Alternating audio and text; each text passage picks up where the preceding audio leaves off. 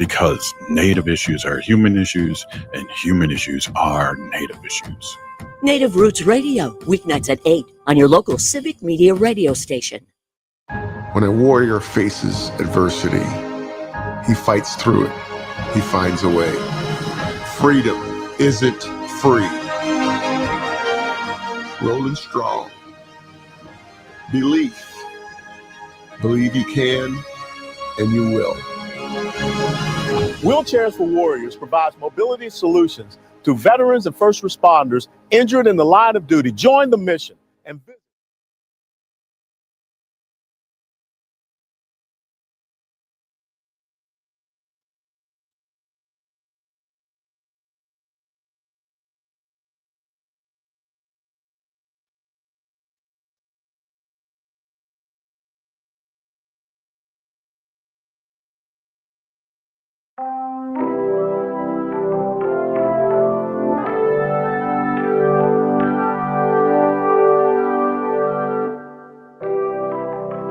If you're looking for bland, try decaf. If you want bold, you've found John and Gordy.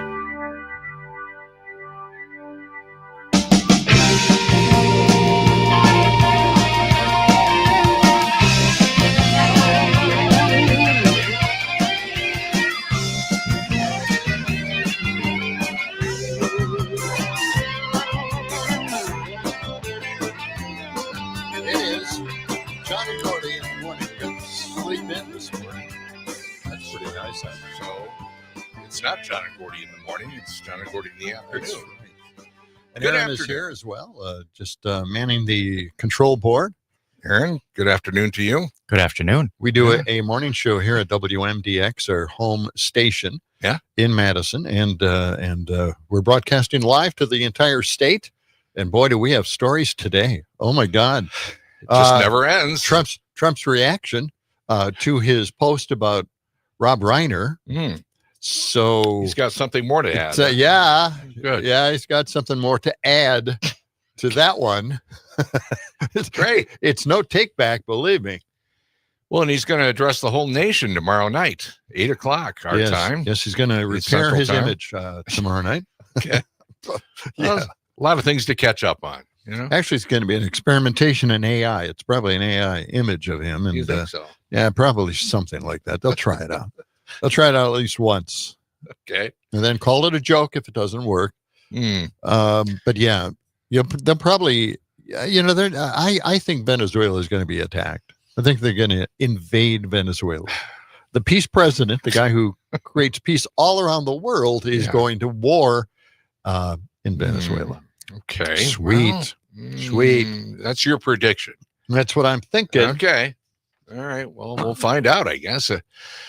Boy, it's a beautiful day in Madison. It is, yeah. Sunshine here in our home studio, block off the Capitol. It's bright and sunny and 35 degrees now. And they've got some sunshine in Milwaukee, 37. La Crosse is at 36.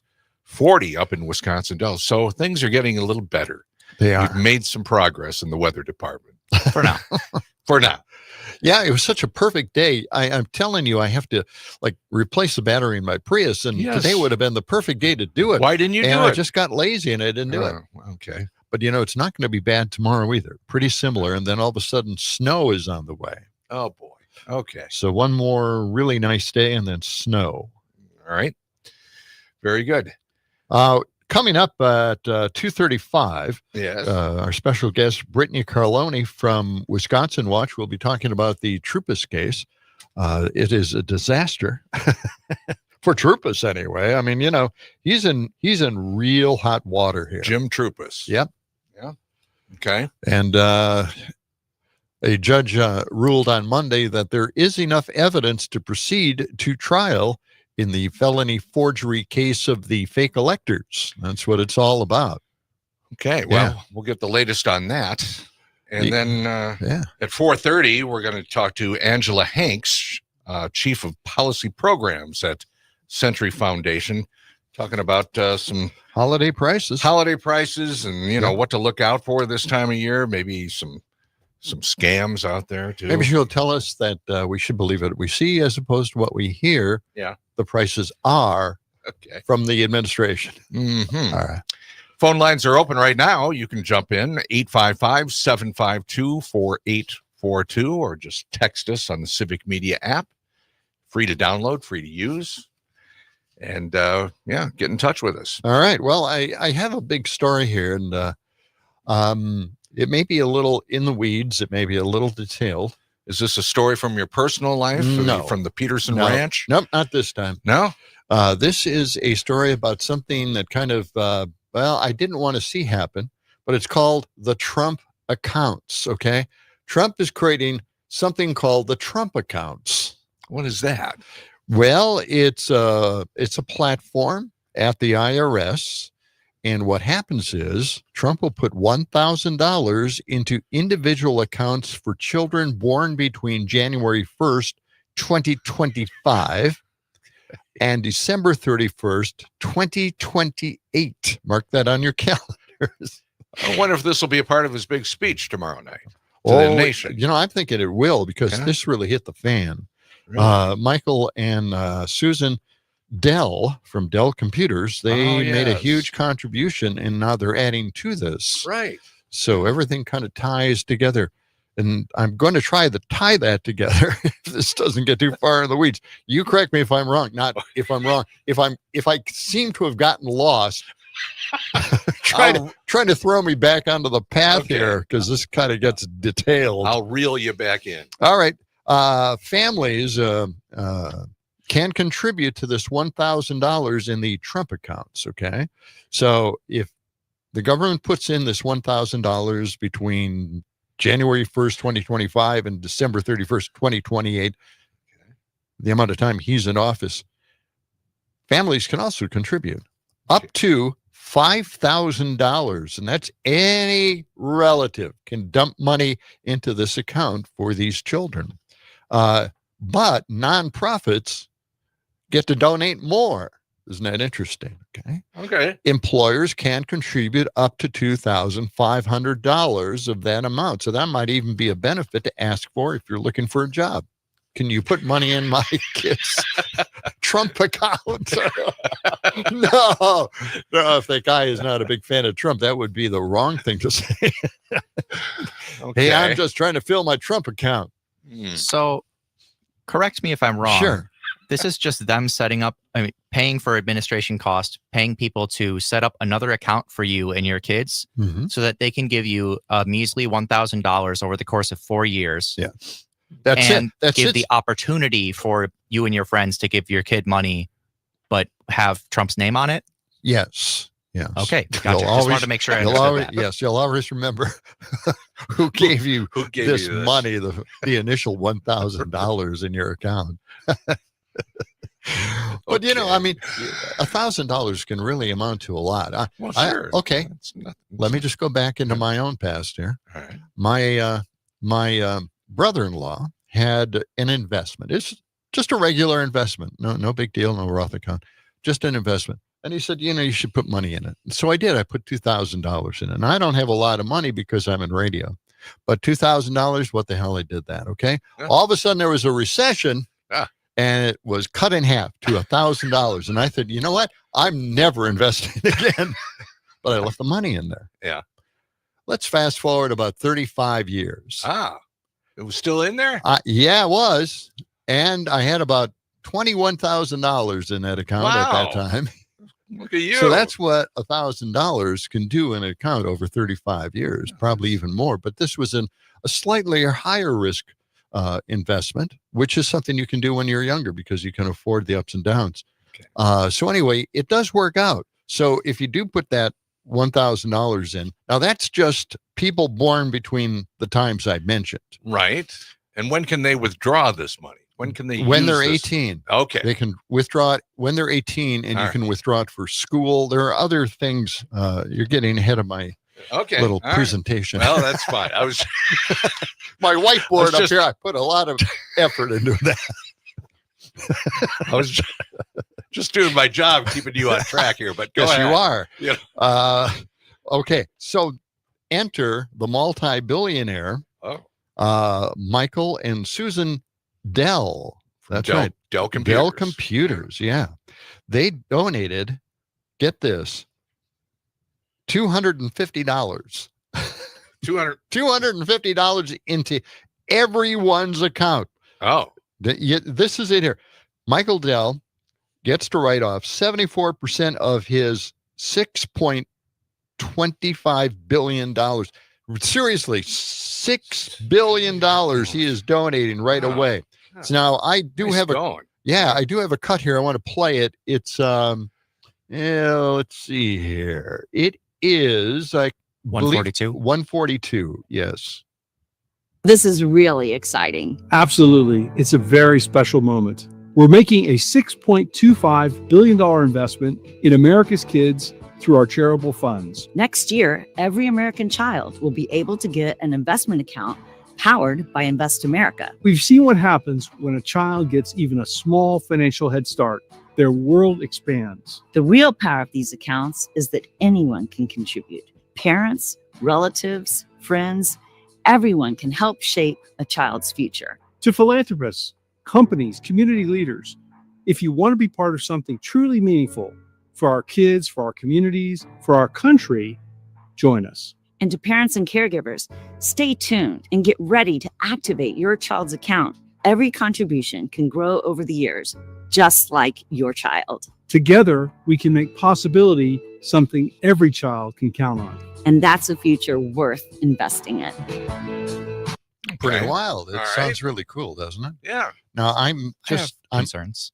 I'm not I'm not sure, but I think it goes into the $1,000 account that Trump is creating as well. Okay. But of course, they're giving it to a lot of people here. The loophole is, to qualifying organizations may make additional contributions that do not count toward the $5,000 limit in these accounts that they're going to set up here. Unlimited money can flow in. Dell is dropping $6 billion with, they're splitting up with $250 deposits.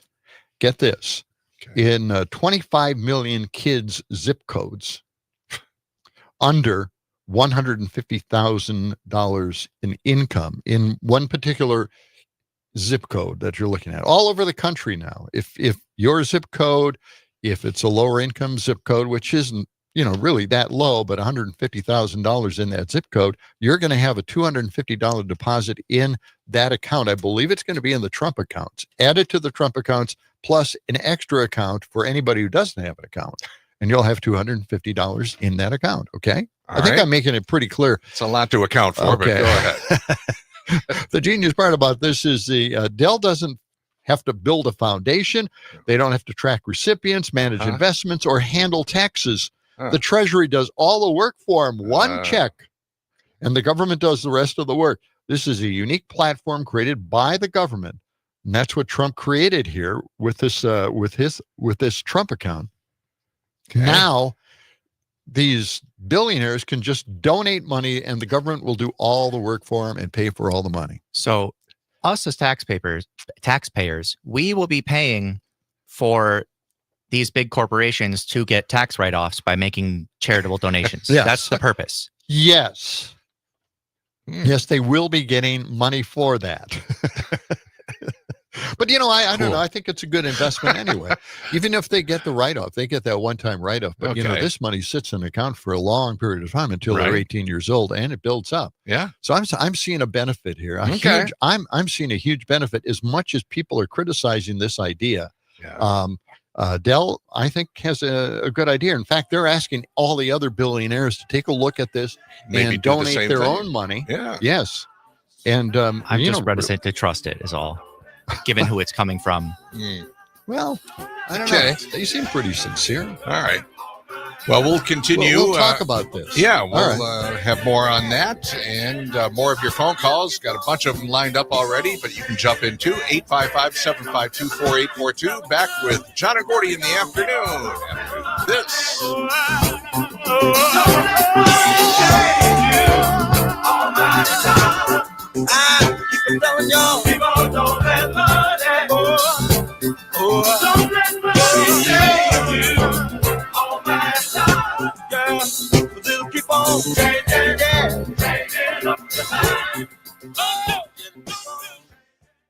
WMDX. Curiosity required. Partisanship optional. Happy holidays, happy holidays, happy holidays. Oh, hello, everyone. Judy Summers from Summers Tree Farm, located on Rocky Dell Road, 3 miles west of Middleton, exit 250 Airport Road. The farm opens the day after Thanksgiving, 8 to 5 daily. We close at noon Christmas Eve. Visit our website at summerschristmastreefarm.com. We look forward to seeing you. Happy holidays from the Summers family.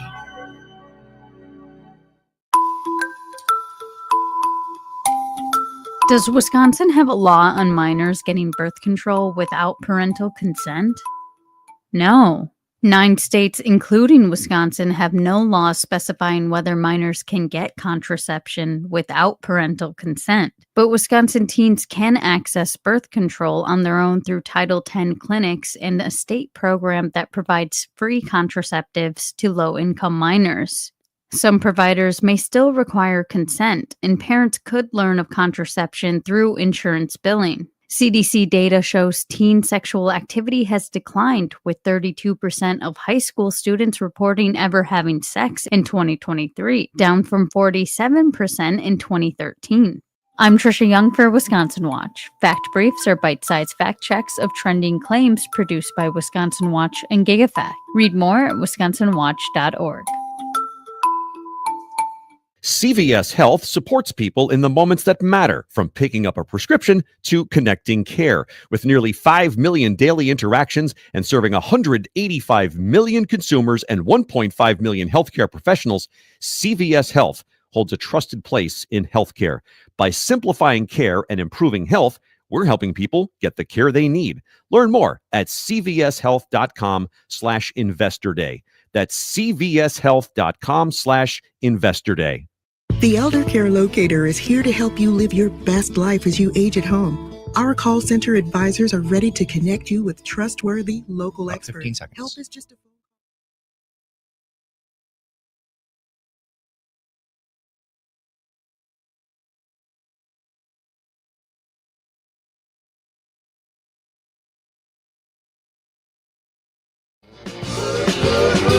Go on, take the money and run.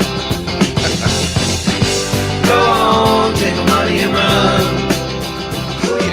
This afternoon with John Peterson, Gordy Young, Aaron Summers, and boy, did we get a lot of phone calls on this topic. Yeah. I think it's kind of a good idea, despite all of the benefits that the wealthy do get in all of this. Again, Trump is going to start an account with $1,000 in it if you're born between January 1st, 2025 and December 31st, 2028. Okay. All right. Now, the Dell contribution will expand the amount of accounts.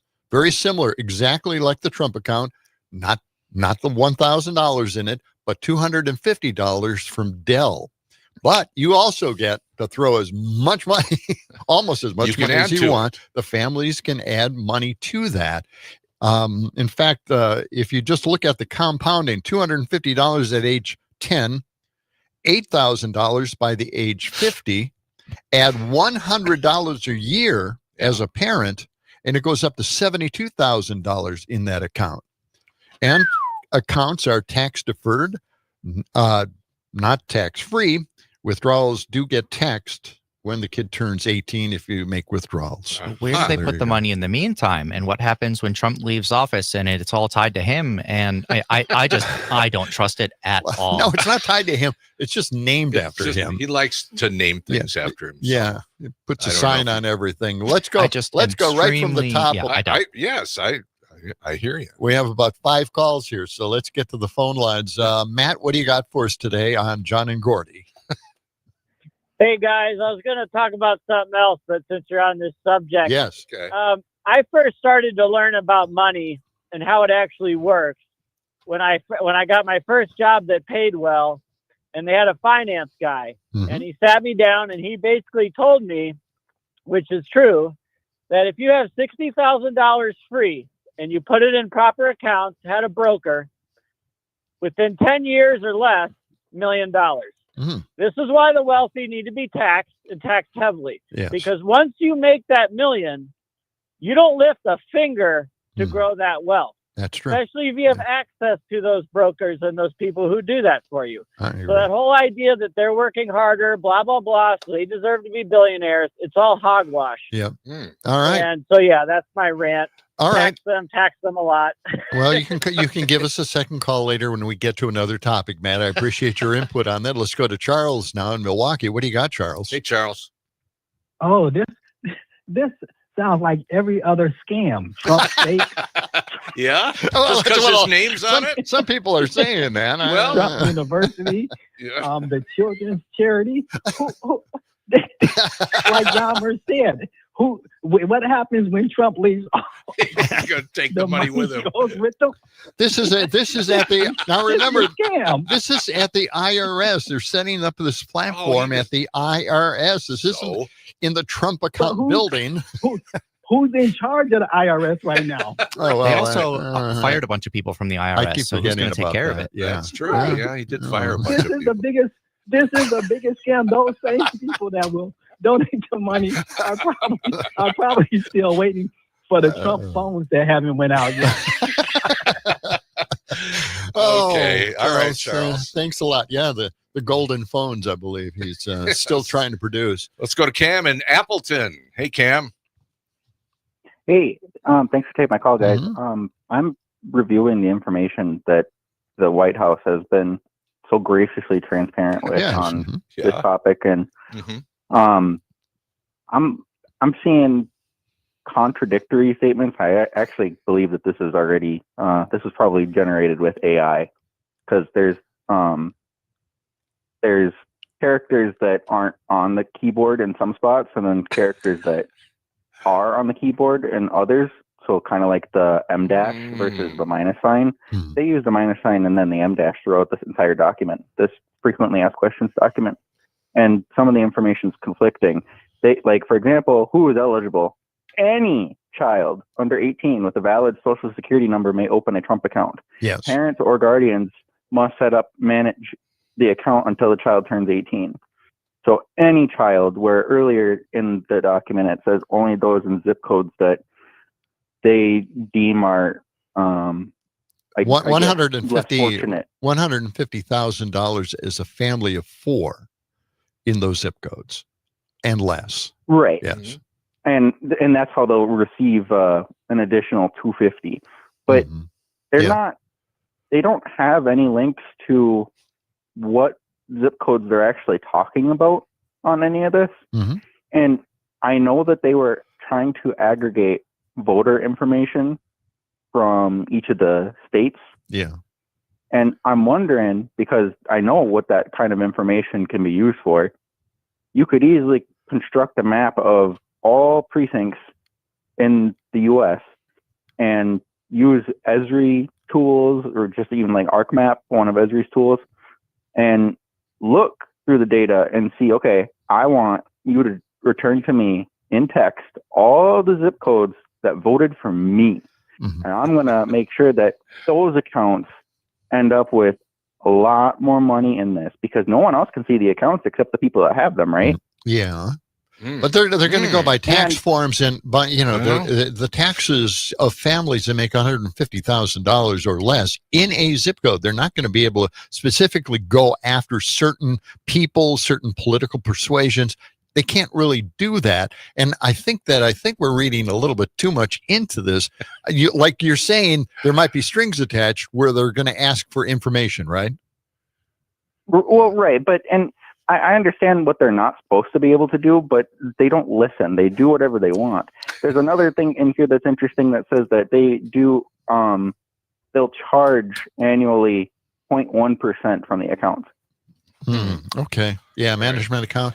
I would assume it's going to be an investment account by the IRS in a management account at the IRS. This is really getting kind of crazy. Okay. We got to leave it there. Yeah, we'll Cam. get to more of this. Thanks later. for that call. When we come back from the Midwest Food and Farm Report, Brittany Carloni will join us from Wisconsin Watch, talking about the Jim Trupis case. It's coming up.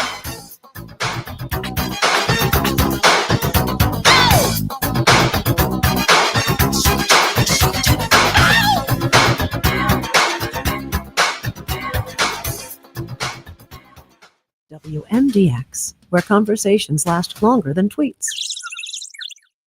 From the Capitol to your kitchen table, Madison's biggest stories live right here on 92.7 WMDX. Current commodity cheese prices are slightly lower than normal for the holiday and post-holiday season. One cheesemaker tells me that it has to do with some price uncertainty from the record-long government shutdown, which halted the release of some data. Also, export markets are affected by a strong European market. But despite that pressure, that cheese processor is optimistic for 2026. I'm Stephanie Hoff for the Midwest Farm Report, talking with Kim Hyman of Nasonville Dairy in Marshfield. He says the dairy industry is benefiting from a strong consumer trend toward diets higher in protein. What you're seeing now is just the proteins that people are looking for into their diets are what's really pushing the dairy industry right now, whether that be through the fats or through the whey proteins or through the cheese itself. People are looking for the higher protein value into their diets, and cheese really fits the mold for that. So that's been a tremendous asset for us. Everyone from the cooks and chefs to the nutritional people have been really good at being able to incorporate more dairy into the diets right now. So despite some of that short-term price pressure, Kim Hyman of Nasonville Dairy says the long-term forecast is bullish. More evidence to support that is that processors nationwide are investing into dairy capacity expansion. This includes Nasonville Dairy. We'll take a look at more agribusiness news after this. Winter is a good time to evaluate your livestock's health. BioVet loves seeing healthy animals contribute to your farm's profitability.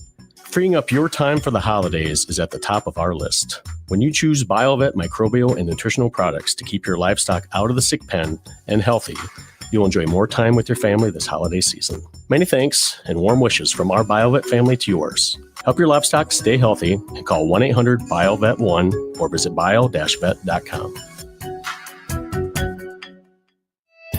Take the Midwest Farm Report wherever you go with the Midwest Farm Report app. Get real-time updates that matter to Wisconsin agriculture and food production. Connect directly with the Midwest Farm Report team, stream your favorite farm podcasts, and share your ag photos right from your phone with one easy tap. From the fields to your feed, stay current with the Midwest Farm Report app. It's free and available now for Apple and Android. Download the Midwest Farm Report app today.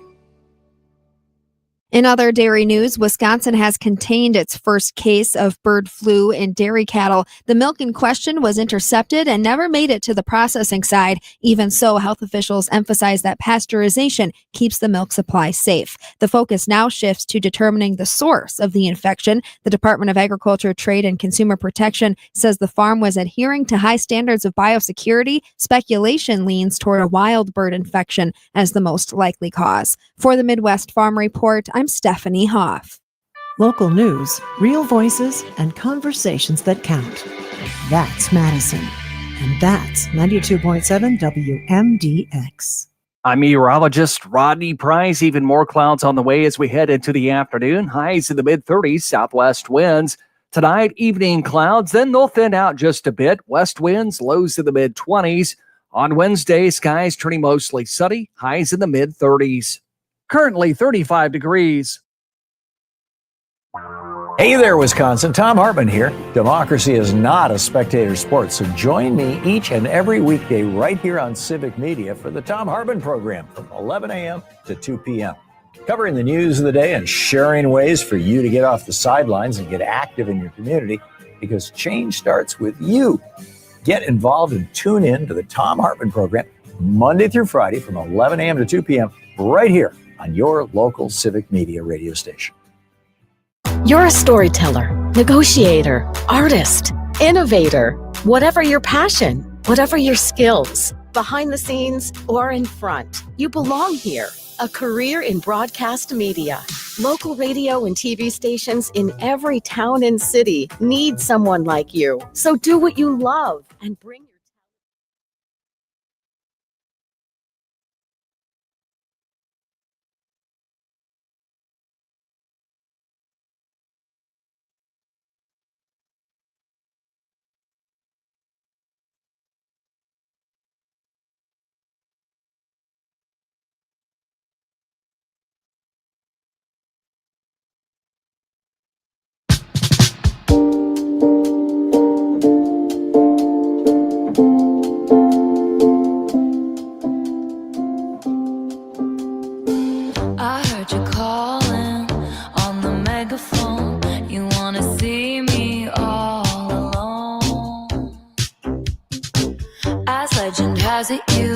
are quite the pyro.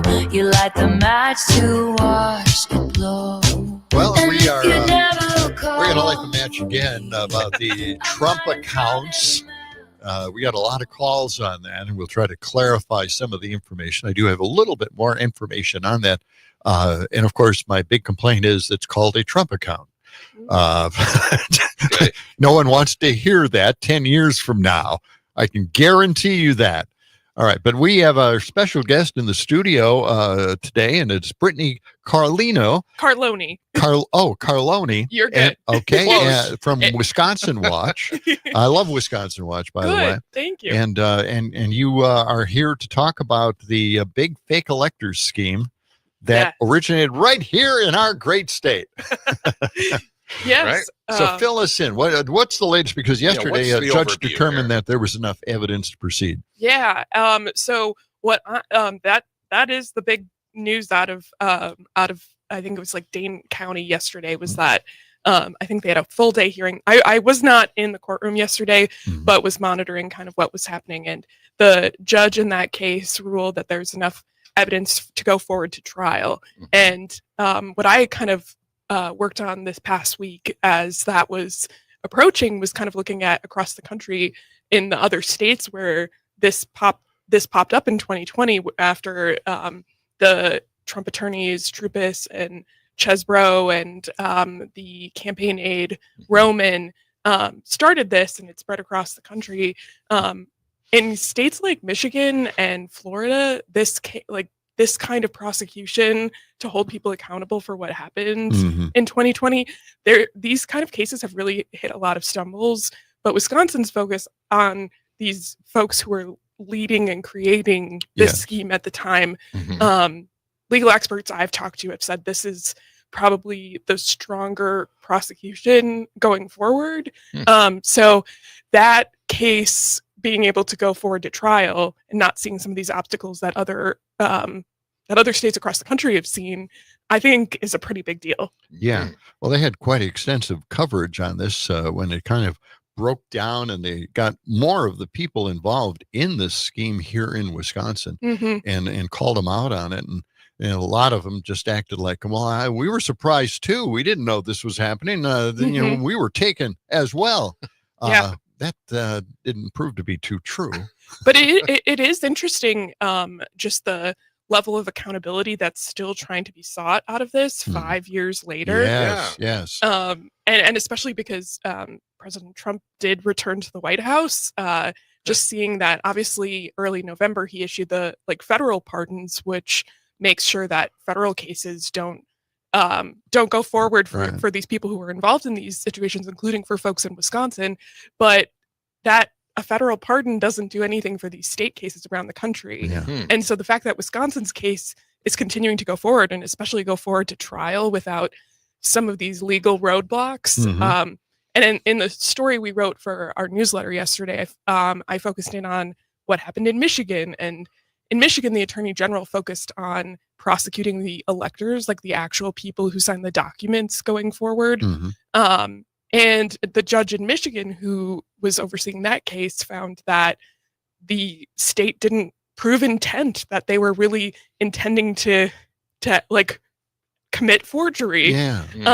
Which proving that for 15 people, especially when the argument, as you pointed out, was, hey, we didn't know this was going to be the case. We thought we were signing something to go forward just in case a court overturned something. Because there was a lot of court uncertainty at that time too, of Donald Trump suing X, Y, and Z as the results came out, and it was still a question of what's really going to happen. We know some of the other fake electors. They actually put out a statement saying that this is only good if there is an election called on this. So, well, we didn't do that here in the state.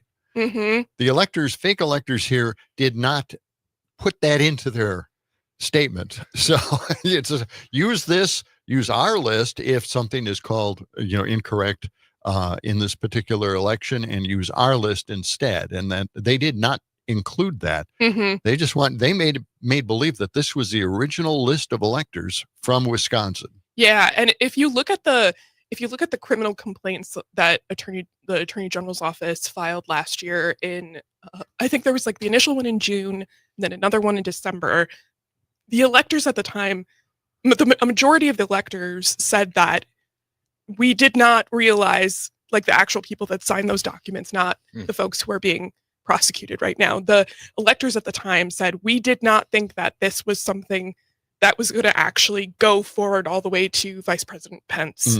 And so that's a big part of what is put up for the charges to the charges against Chesbrough and Troupis and Roman is essentially how they led these people astray. And that's what those 11 forgery counts are. The one thing yesterday in the courtroom from like the updates that I saw was I think Chesbrough, they're still looking at what statements are admissible of what he has said to various people. He talked an awful lot. He probably said a lot of things that are incriminating. Yeah. I mean, I'm not, I don't know for sure, but it sounds like based on a lot of the documents that have come out in discovery for various cases, including the Law Forward civil case against the electors, I think that was settled in 2023. There's a lot there, so it'll be interesting to see what the judges. Yes. I don't want to make it seem like he came out and confessed, but there is a lot there, and I can't recall each and every statement that he made. So I just remember they were certainly interesting, eyebrow raising, especially. So, yeah, we're talking with Brittany Carloni from Wisconsin Watch, and so Brittany, what happens next? Where does this stand? What's going to go on now? So my understanding is they do have to figure out for Chesbrough what his what statements are admissible as far as evidence in that case. But what happened yesterday, the judge determined that there is enough evidence to go forward to trial. I have not yet seen any timeline or documents from that case, but I would assume that there's some sort of date that comes forward in the future. And similar to, in a way, the Hannah Dukin case that's going on this week as well. Yeah. I think that's going to be another situation where eyes are really on Wisconsin for, is this a bellwether case of how these folks who are accused of these schemes from five years ago can get prosecuted across the country or not. Well, I do think. They're using the word lawfare in all of this, But of course, now they're using lawfare in order to go after Hannah Dugan. Yeah, lots of big court cases. But I mean, in Wisconsin. that's my opinion. I truly believe that is really, she is the example. They're trying to make an example in a blue state. Yeah, I think that, especially the focus that the Trump administration has taken toward judges, the judicial system this year, I think a lot of people are looking at that case as a big turning point of what's next in the judicial system. Yeah. We have a cut we want to play. Yes. Let's play. Jim Troupis. This is Jim Troupis, the main guy here, and let's hear. He was being harassed by officials trying to get statements from him and accusing him of this, that, and the other thing. Let's listen to what he had to say. My family and I have endured non-stop, vicious, and unrelenting savage attacks on my reputation, on my livelihood. My children have been interrogated. My long-held friendships and professional life have been destroyed. Not a day goes by that my wife does not worry that our home will be invaded, that our doors will be smashed down, and government agents will come through those doors.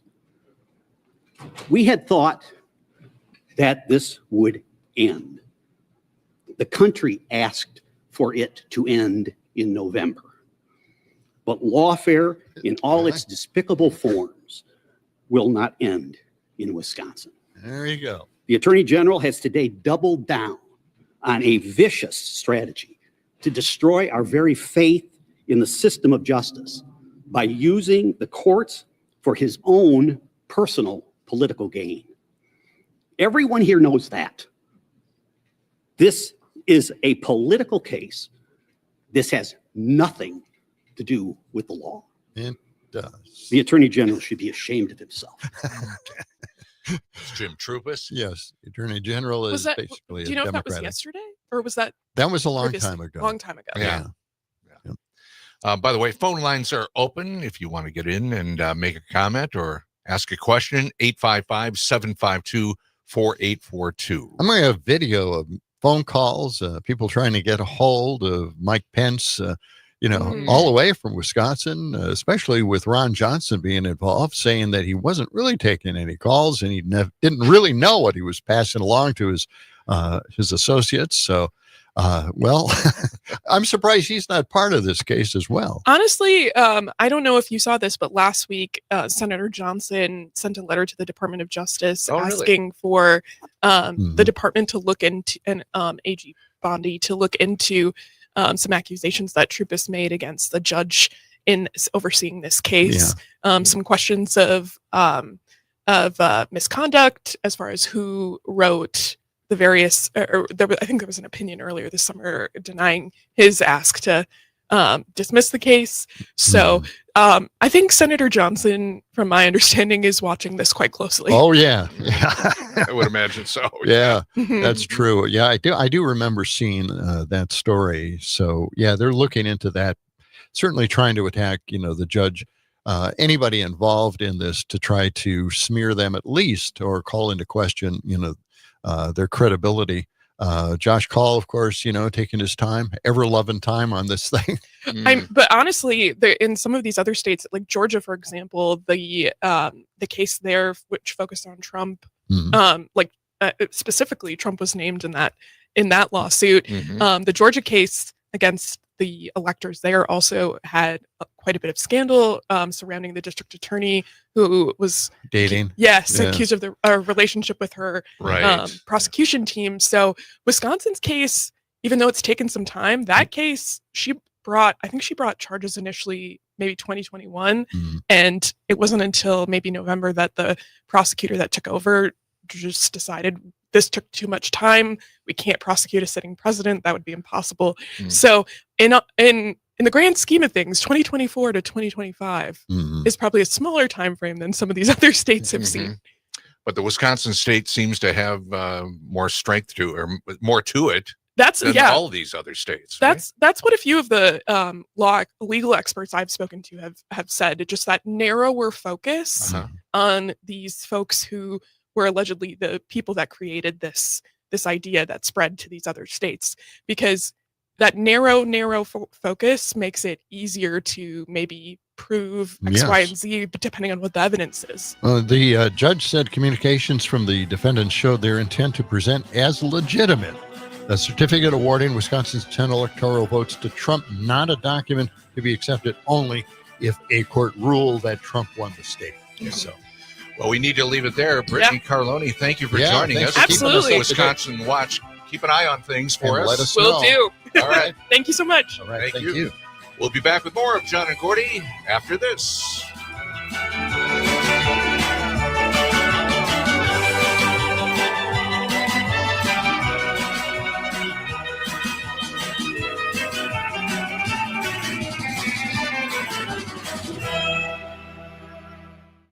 Stay connected to the stories shaping your community and Wisconsin right here on 92.7 FM WMDX and on the Civic Media app.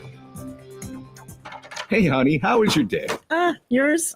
Pretty good. Guess what? The boss asked me to find a place for the holiday party this year. Oh, I know a place that'd be just Yes, right here. We think so alike. No, we can wait, put some wait. text. No, not what? our house. Sugar River Pizza. You you already told them they could be here, didn't you? Yeah, I'm well- sure you thought catering from Sugar River would be just fine. Sure. Yeah, but you've seen that huge room in the back of the Sugar River Pizza at their Sun Prairie location. Yes. It's ideal for a holiday party. Well, yes. Fabulous pizza, that pulled pork you love, pasta, soup, sandwiches. Yeah. Anyone can get exactly what they want. And it's better than your meatloaf. Well, let me call them. What did you just say? You said you like my meatloaf. I did.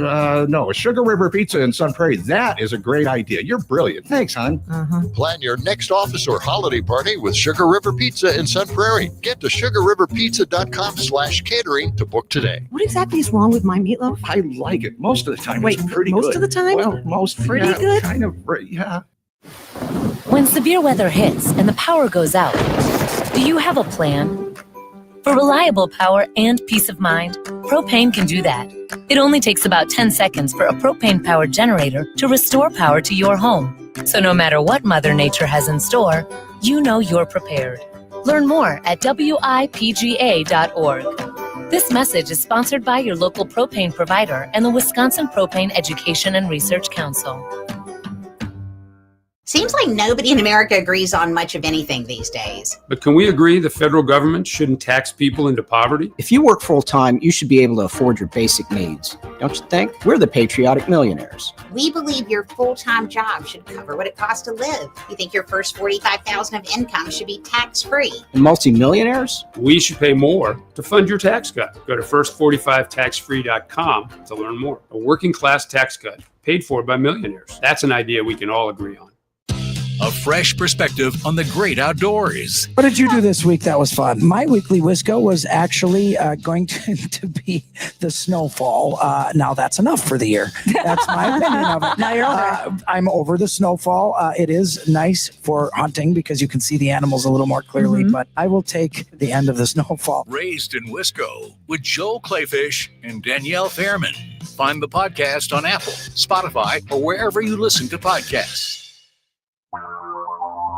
Join me, Tom Hartman, each and every weekday from 11 a.m. to 2 p.m. for the Tom Hartman program right here on Civic Media. I talk about the issues that all Wisconsinites can get behind, from unrigging our economy so it works for all of us, not just the billionaire class, to improving our representative.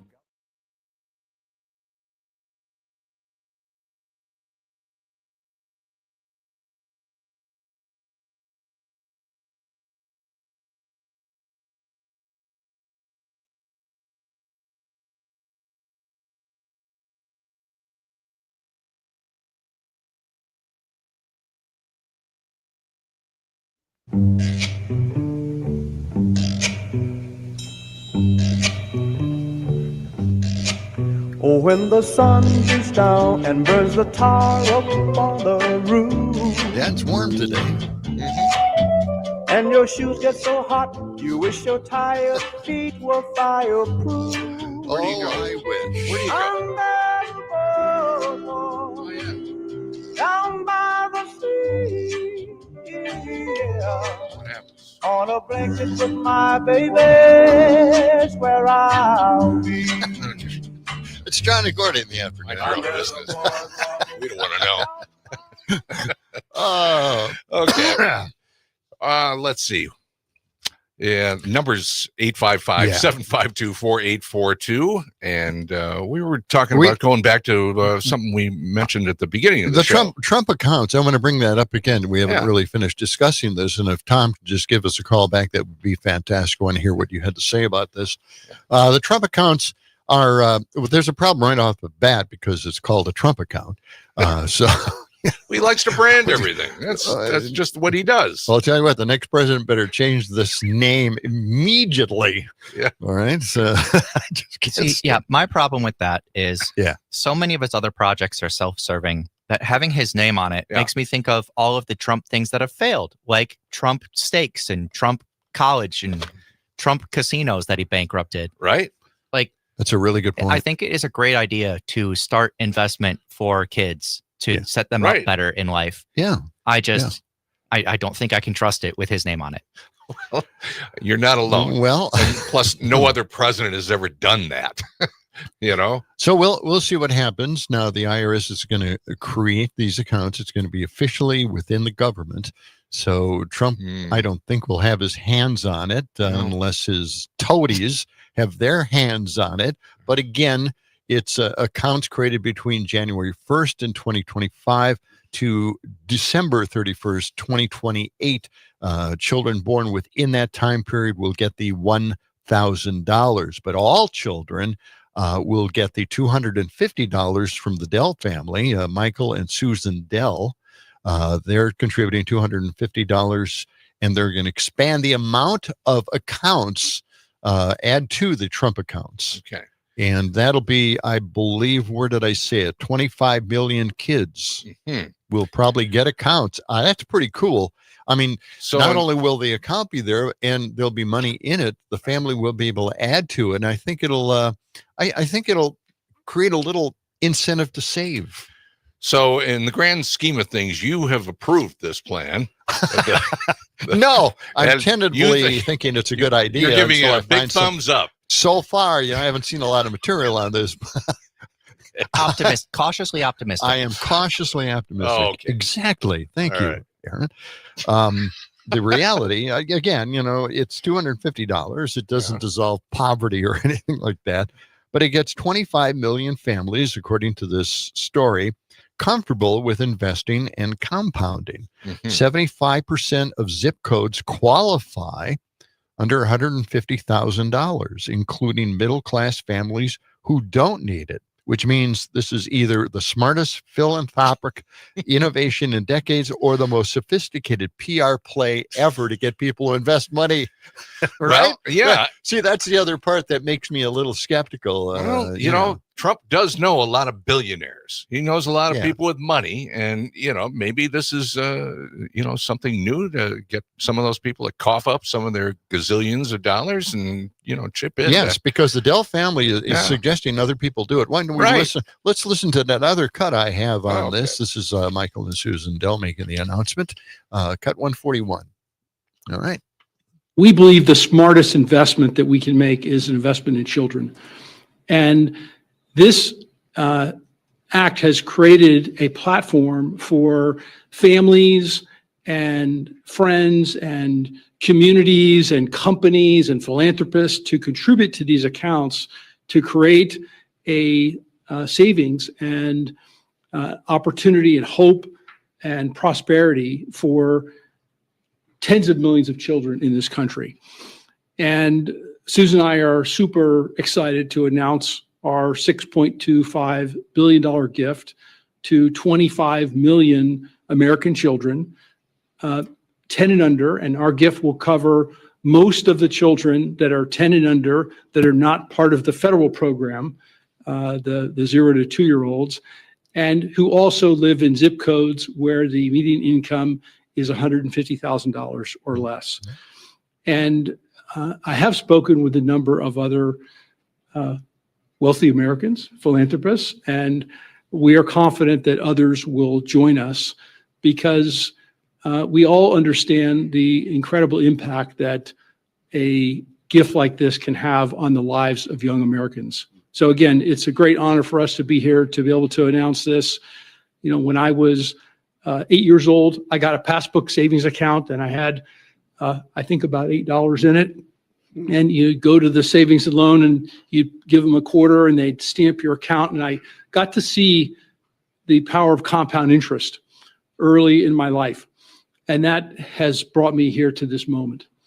And hopefully will inspire that kind of opportunity for many more young people in this country. But yeah, I just feel some sincerity in all of that. Yeah. So I think it could work. And those are some of the details of this.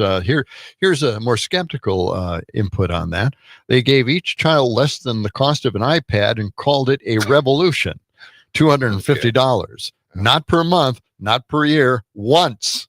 Enough to buy stocks in the same corporations that automated their parents out of a job. This isn't an investment. It's a participation trophy for poverty. Who said that? Somebody It's just a random comment. Just a random comment on this. The loyalty chip for the new plantation. Oh, wow. Okay. All right. That's another take. Hard hitting takes on this thing here. Well, I can see that with AI coming it's along. kind of interesting. Maybe taking some jobs, a lot of jobs. Maybe this is the way to go. Yeah. All right.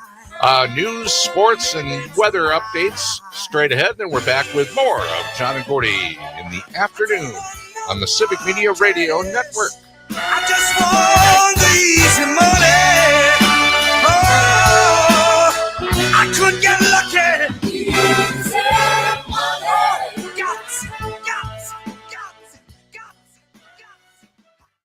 This is 92.7 WMDX Columbus, Madison's real news and great conversation. A Civic Media station. WMDXradio.com. ABC News, I'm Michelle Franzen. Authorities in Rhode Island releasing new video showing a person of interest in the Brown University mass shooting that killed 2 students and wounded 9 others. They're asking for the public's help to identify the person. ABC's Whit Johnson is on scene and says the manhunt has prompted extra security measures in Rhode Island. ABC's Rena Roy. They are turning, though, to the public for help, offering that $50,000 reward for any information leading to an arrest. And I do want to point out that these videos, police say, were taken right here where we are standing in front of the engineering building where this shooting happened. And they are short clips, but it seems like that police are trying to really piece together these small moments to paint a bigger picture and to create a timeline to figure out where he might be right now. The Pentagon announced U.S. forces carried out 3 more strikes on alleged drug boats in the Caribbean today, killing 8 people. This is ABC News. Your neighbors are talking. Leaders are deciding. Madison's story unfolds daily on 92.7 WMDX. For 92.7 WMDX News, I'm Savannah Tomei Olson. Today is day 2 of the federal trial for Milwaukee judge Hannah Dugan. Stuart J. Waddles takes us to the courthouse. Free Judge Dugan and ICE out of our courts. Free Judge Dugan!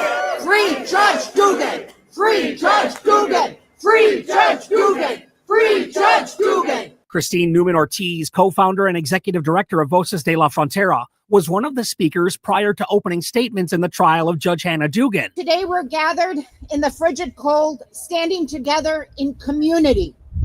We're here to send a clear message to the nation. Our communities are under attack.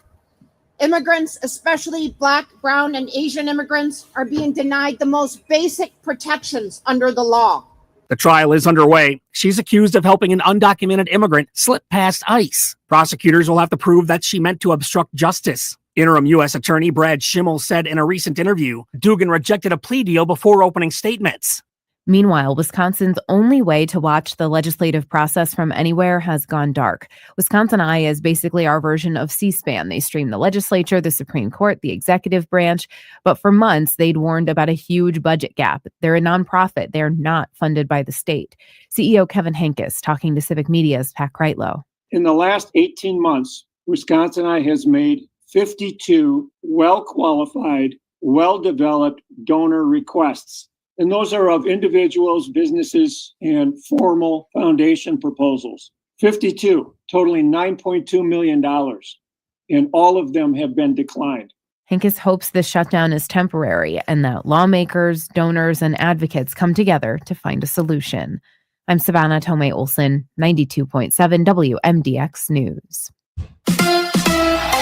It's the Packers and the Bears again. Hi, I'm Mike Clemens with Sports NFL. The Packers back at practice on a short week. They'll play the Bears in Chicago Saturday night, game time 7:20. Green Bay had 10 penalties for 72 yards in their loss to the Broncos. 4 penalties by left tackle Rasheed Walker, quarterback Jordan Love. We just got to do a great job of trying to focus and have great communication so we don't have some of those penalties, the ones that we can clean up. But, there's always going to be penalties, but I think those things they always hinder drives and put you in a tougher spot than you need to be in. NBA, the Bucks are at home Thursday night against the Toronto Raptors. The Bucks' Kevin Porter Jr. losing to the rebuilding Nets by 45 points Sunday night in Brooklyn. I think we came out a little lax, still probably too confident from the last game and, underestimated how this Brooklyn team prepared, and we didn't prepare the right way. That's Kevin Porter Jr. with Sports on Mike Clemens. Construction barrels bloom every spring. So do opinions. WMDX, guiding Madison through life's most predictable surprises. I'm meteorologist Rodney Price. Even more clouds on the way as we head into the afternoon. Highs in the mid-30s, southwest winds. Tonight, evening clouds, then they'll thin out just a bit. West winds, lows in the mid-20s. On Wednesday, skies turning mostly sunny, highs in the mid-30s. Currently 35 degrees. Not completing high school is more of a social thing than it was an academic thing. Even though all these years have passed, I still had that longing to have my diploma.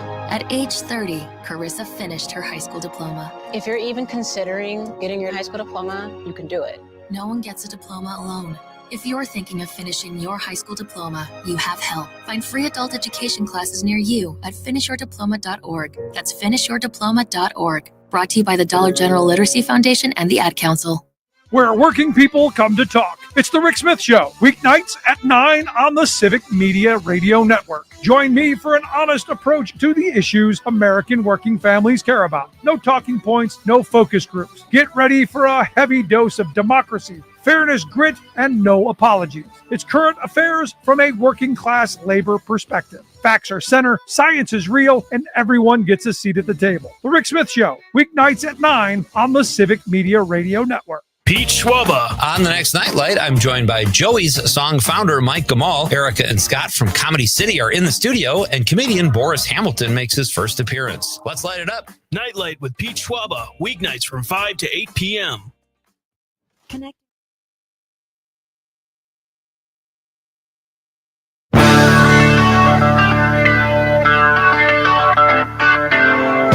John and Gordy, your afternoon escape.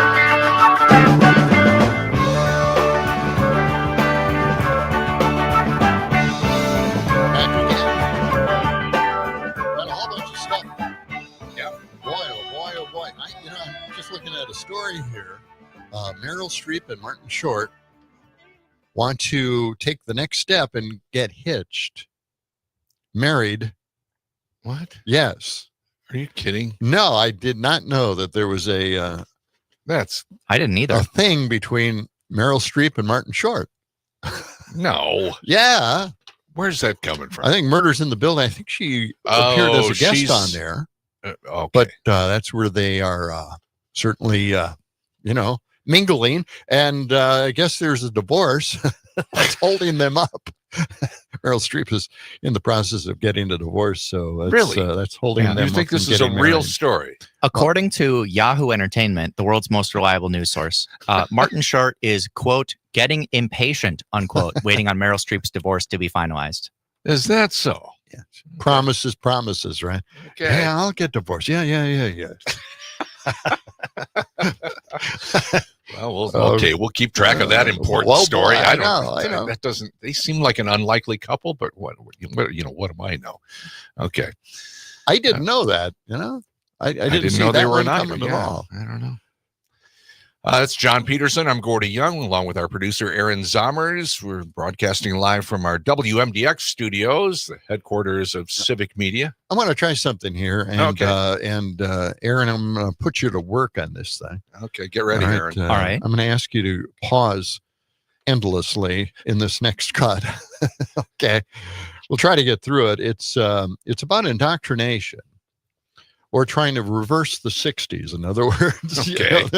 Go back in time. They really don't like, conservatives hate the 60s and 70s, early 70s, because so much happened, so much change, and so much positive change at the time. They want to just take it all back. And this is an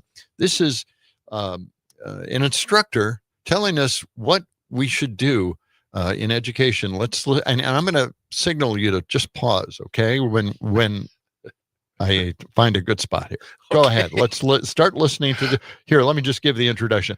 A public school system is designed to indoctrinate children into CRT, critical race theory, gender ideology, climate ideology, feminism, and atheism.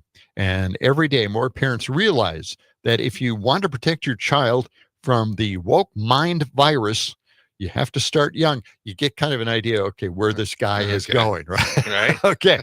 So I just want to kind of pepper my comments in here. All right. Everyone worries about the university indoctrination that happens up here, but it is the crooked foundation of the public school system that makes university indoctrination possible. Everything in school is filtered through the Marxist lens of oppressed versus oppressors. So schools introduce gender ideology, and anyone who's against it is framed as intolerant. All right, there you go. Okay. So, and that would be framed correctly. Okay. All right. Just to let you know, and this is all based on writings from the past about what happened in the 60s. And they're taking those writings as though it was some kind of doctrine. It's not. It was just articles talking about, the movements that took place. Sure. Civil rights, the war. Feminist movement, the whole thing, right? These people really like to use the word Marxist for anything they don't like. Yes. Yeah. They just throw that in there. So let's continue. Introduce critical race theory, and anyone who's against it is framed as racist. The school introduced. Yes, that's true. Yeah. Yeah. They don't want, and by the way, critical race theory is not taught in school. So, maybe college, but not in school. So this is just obviously when they have something like this included in their discussion, it's a tip off saying they're just making stuff up. Let's go. This is feminism. And if you go against it, you're a misogynist or part of the patriarchy. Boy, that is true, isn't it? I mean, if you're not for feminism, then you're a misogynist. Well, you are. And I just take a look in the mirror right now. Oh, okay, keep going. And they introduce socialism, and anyone who's against that is privileged. Now, more often than not, in fact, most of the time, this isn't happening overtly, but it's subtly embedded into curriculum. There you go. So they're imagining it's in the curriculum. It's so subtle that no one's noticing it, but it is there.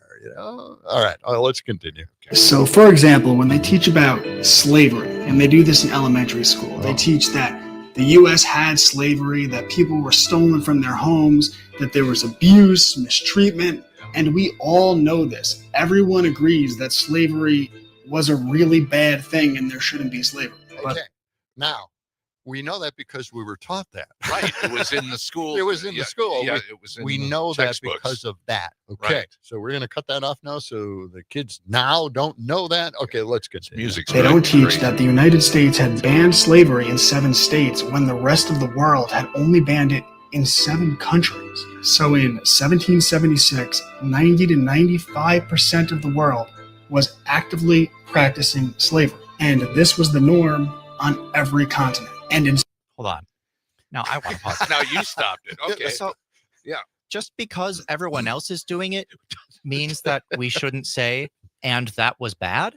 That's what I would have kind of said. what they're That's implying. what I would have said at 10. He's going to bring up Jefferson in this. Listen.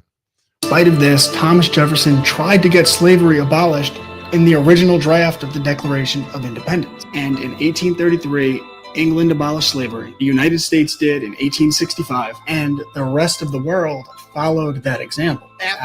After the Civil War. Right. I mean, you just they just by the way, we optionally had a say war. we're done with slavery. Just skip past the damn Civil War. Okay, let's continue. Africa, Asia. So within proper historical context, the American story is one of liberation, but the Marxist lens requires the oppressed versus the oppressors. So if you were to make these arguments in school, you would be failed, shamed in front of the class, and probably sent to the principal's office. No. That would never happen. Who's going to shame a kid for answering anything in class? They always say this. They always make it seem like you're picked on because you're a conservative or you have conservative thought. They're not going to send you to the principal's office. Just watching this guy, my head exploded, and that's why I had to bring it to your attention. There's stuff like this out there. I don't even know, and I don't care. I hope we never hear from this guy again. Okay. But let's continue. Because this is designed to keep America divided so that we could be easily conquered. And to all the Marxists who love to tell me that I'm wrong, you really need to look up the Frankfurt School, as it expanded the ideas of Marxism, developed the oppressed versus oppressor framework, and its aim was to use race, gender, and sexuality to usher in cultural Marxism. And it started infiltrating academia in the 1960s. Okay, let me just say this here. This is just a guy who wrote this paper, right? Talking about the movements that took place in the 60s and 70s. Yeah. And it was a social movement.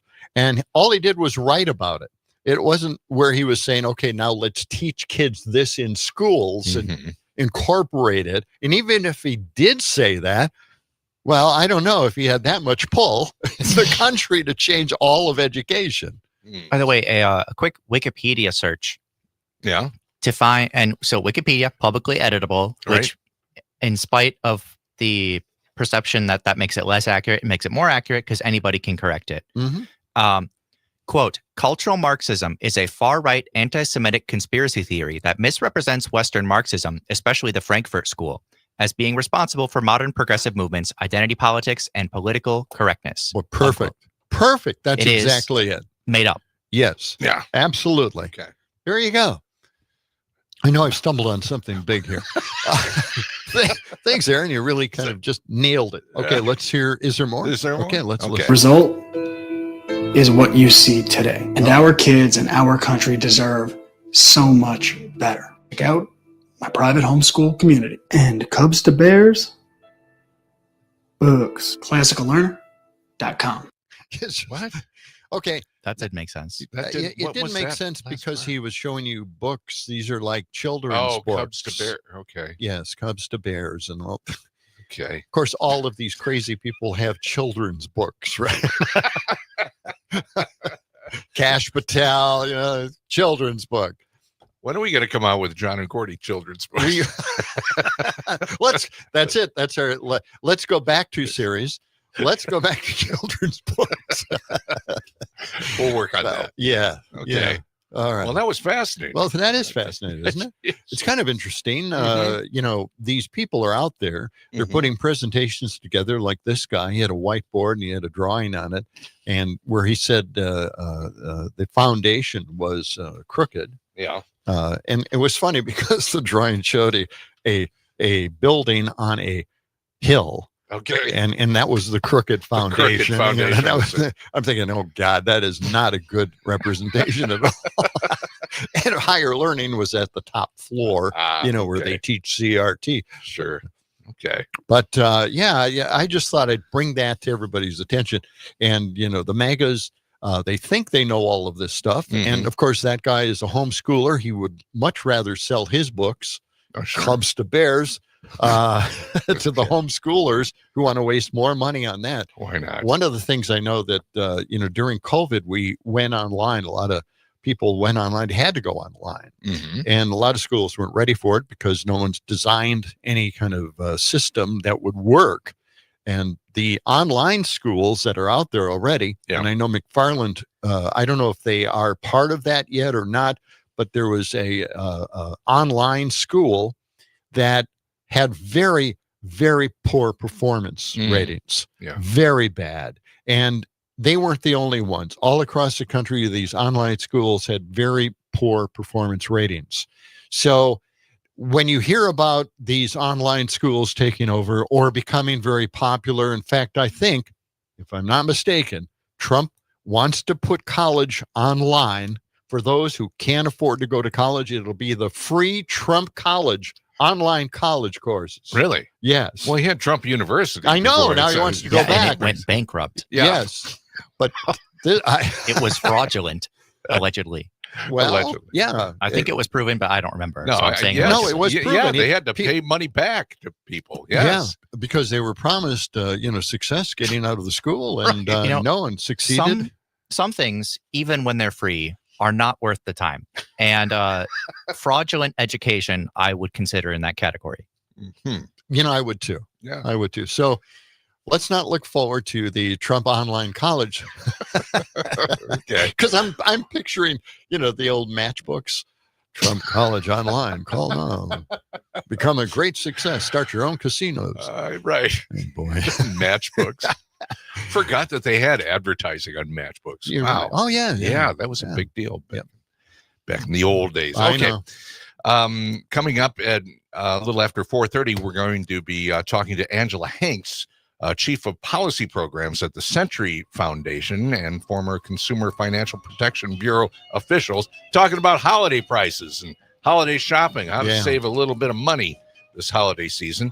And we'll take more of your phone calls at 855-752-4842. I think we're going to get into a little idiocracy. Oh, yes. Coming up. All right. That's coming up after the Midwest Food and Farm Report here on John and Gordy in the afternoon.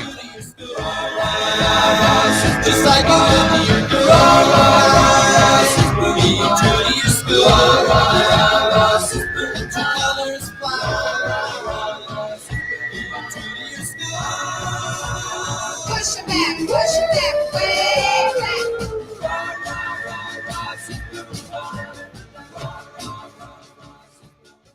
Because democracy deserves a little airtime. WMDX.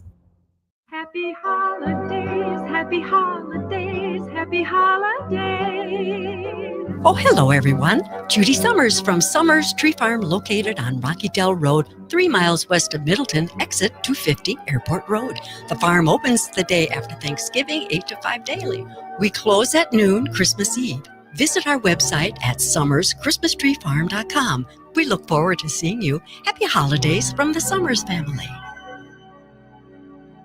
Herbal Aspect has landed. That's right. Madison's go-to cannabis destination now has a brand new location in Sun Prairie. Wait, 4 locations? That's a high level of convenience. With 3 Madison locations and now Sun Prairie, a great cannabis experience is always close by. Our expert staff is here to help, whether you walk in, call, or order online. Mention Radio 420 and get a special discount. So stop by Herbal Aspect in Sun Prairie, because great cannabis isn't just a pipe dream. Nice. I'm rolling over now. Herbal Aspect. You want to feel important.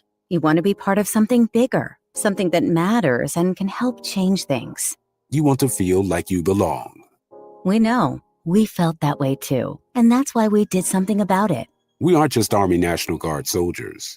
We are normal people just like you. But our part-time service in the Army National Guard means we get to be more. When our communities are in need, we get the chance to stand up and do something about it. We get to serve in our own region and help the people we call neighbors. From the lake shores of Ohio, Michigan, Wisconsin, and Minnesota, the fertile fields of Indiana, Illinois, and Iowa, to the wide open plains of North and South Dakota, we are here for our hometowns. And together, we can make a difference. Take on your legacy. Visit NationalGuard.com to find out more. Sponsored by the Wisconsin Army National Guard, aired by the Wisconsin Broadcasters Association and this station. Being blind doesn't look how others may think. Retinitis pigmentosa aim to over.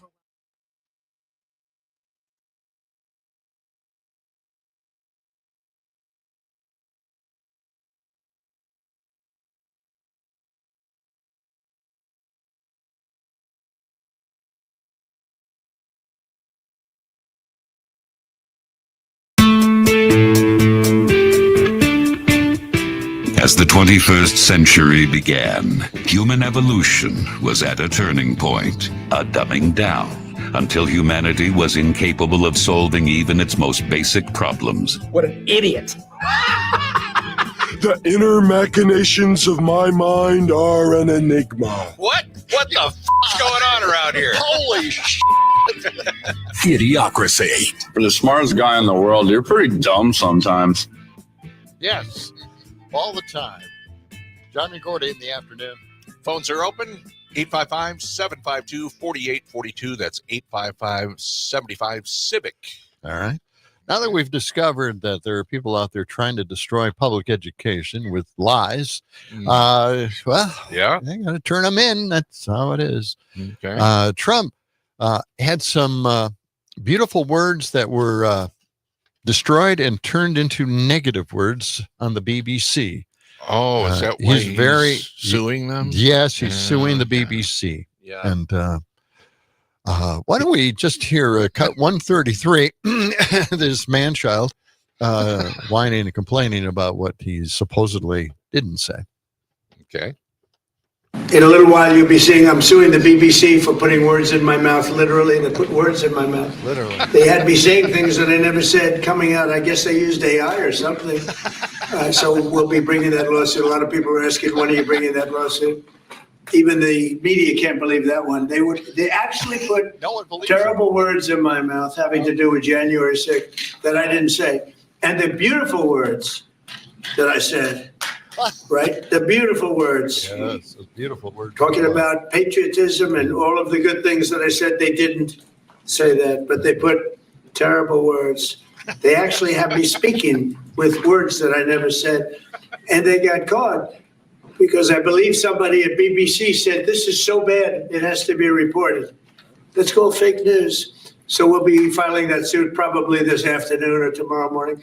There you go. Wow. So what did he Allegedly. say? Don't know. He's saying he didn't say. Don't know. I did a little search and I didn't find anything right away, but still working on that story.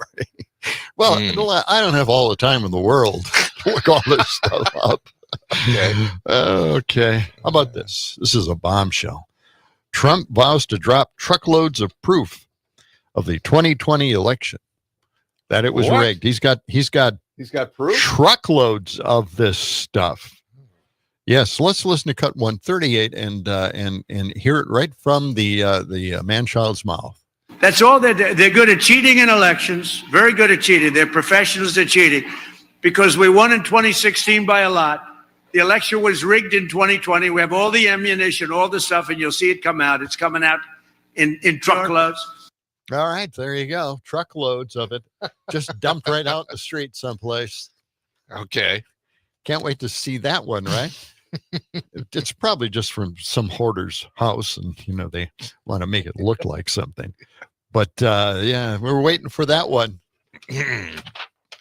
So that back to the BBC thing. Yeah, it's a $10 billion lawsuit. Yeah, $10 billion. Yeah. That's what he wants to get out of them. Is there anything listed there about what they supposedly inserted? Let me see. It's not coming up immediately. No. All right. Well, let's get to this. We talked about the horrific thing that Trump posted on social media about Rob Reiner. Oh, right? God. And of course, he received a lot of blowback on that, and he certainly was unaffected by it because he's a sociopath. So anyway, a reporter did ask him the question. So let's listen to what his response is. I wasn't a fan of his at all. He was a deranged person as far as Trump is concerned. He said he knew it was false. In fact, it's the exact opposite, that I was a friend of Russia, controlled by Russia. It was the Russia hoax. He was one of the people behind it. I think he hurt himself in career-wise. So he became like a deranged person, Trump derangement syndrome. So I was not a fan of Rob Reiner at all in any way, shape, or form. I thought he was very bad for our country. There you go. So he took it all back and wait, he did not do that. All right. So one person is really bad for the country. Isn't that amazing? Yeah. Yeah. Guess he's not going to make up for that one. All right. Maybe when he's broadcasting at 8:00. Is that tonight? That's tomorrow night. Oh, tomorrow night. 8:00. Gee, I can't wait. Set your timer. Yeah. Okay. Back to that BBC thing. Lawsuit. Yeah, the lawsuit is for $10 billion over the editing of a documentary. It's just editing. They didn't do any AI on it, apparently. They just edited. But he's claiming that it made it sound like he was saying something different from what he was actually trying to get across. Well, that's not hard to do. It's a 46-page lawsuit filed in federal court in Miami. Good. So, yeah. Good. We'll find out more. Guy spends more time in courts than anybody ever. He's got teams of lawyers. His Wikipedia page on litigations is enormous. Oh, really? Somebody's taken a list, huh? Wow. All right. How about the U.S. military adding 3 more strikes? Okay. Over the last couple of days. Yeah, that's right. They killed 8 people suspected of engaging in narco trafficking. Southcom wrote on X that they were part of a terrorist organization in international waters and deserve to be blown right out of the water. Yeah, okay. Yep, at least 95 people so far, unlawful combatants, have been killed as part of the campaign Operation Southern Spear. They're in international waters, and even if they were terrorists, that's still illegal. International waters. It's still illegal. Yep. Yeah. But they don't get that. So, and the thing is, they're coming right out and making it seem like it's normal to attack people in international waters because they're using international waters to explain it. Yeah. So now it's okay. And we're kind of accepting the fact and not even following the boat blowing up situation anymore. I mean, no one's talking about it, right? I mean, 8 more people. Yeah. No one mentioned it. Nope. So it's normalized. We've got some news straight ahead. Then we'll be back with more of your phone calls. 855-752-4842. It's John and Gordy. Stay with us.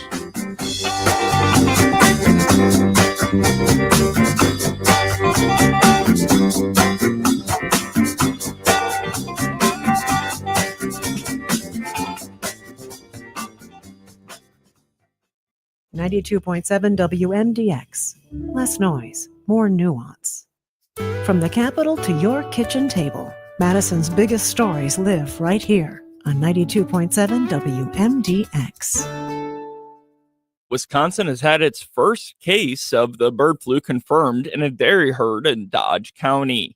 And a lot of people might be wondering, what does this mean for our dairy products? I'm Ben Jarbo at the Midwest Farm Report, and Grace Atherton, the communications director for the Wisconsin Cheesemakers Association, is here to explain how pasteurization works to make sure our dairy products are still safe to consume.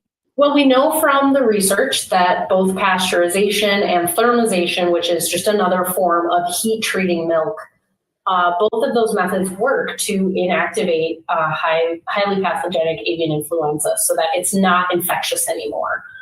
And what that tells us, that research, as USDA and DATCAP have also noted, is that there's no concern of these detections of HPAI in a dairy herd impacting the commercial supply of milk and cheese that consumers enjoy every day.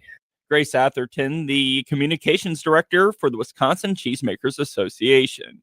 For the Midwest Farm Report, I'm Ben Jarbo, and we'll see how the markets look on the close right after this. The Beatles, Stonehenge, the Tower of London. Where are we headed? Yep, that's right. We are on our way to London, Wales, and the Lake District, March 22nd through the 31st, and I'm inviting you to join me. We'll take in the best of Britain, from country life to the bustling cities. We'll start in London with a guided city tour, followed by the Churchill War Rooms and a scenic River Thames cruise. In Wales, you'll get a taste of farm life at Tai Tanglewist Dairy and step through centuries of culture at St. Fagan's National Museum of History. Onward to England with immersive visits to Ludlow Farm Shop and Lower Drayton Farm.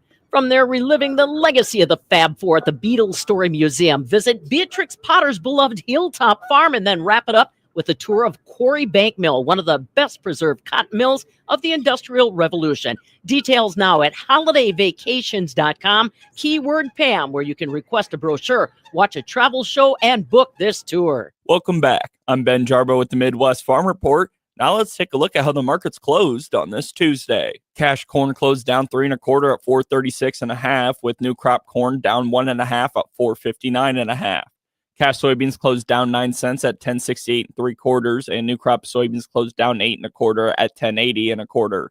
March wheat closed down 11 1/4 at 509.5, with July wheat down 8 1/2 at 529 3/4. January Class 3 milk contracts saw a bit of a rise after those middays, up 9 cents at 15.85 a hundredweight, but February contracts are down 2 cents at 15.64 a hundredweight. 40-pound blocks of cheese closed up 1 3/4 at 139 3/4, and butter closed up 1 1/4 at 145 1/4. For the Midwest Farm Report, I'm Ben Jarbo. Local news, real voices, and conversations that count. That's Madison. And that's 92.7 WMDX. I'm meteorologist Rodney Price. Even more clouds on the way as we head into the afternoon. Highs in the mid-30s, southwest winds. Tonight, evening clouds, then they'll thin out just a bit. West winds, lows in the mid-20s. On Wednesday, skies turning mostly sunny, highs in the mid-30s. Currently 35 degrees.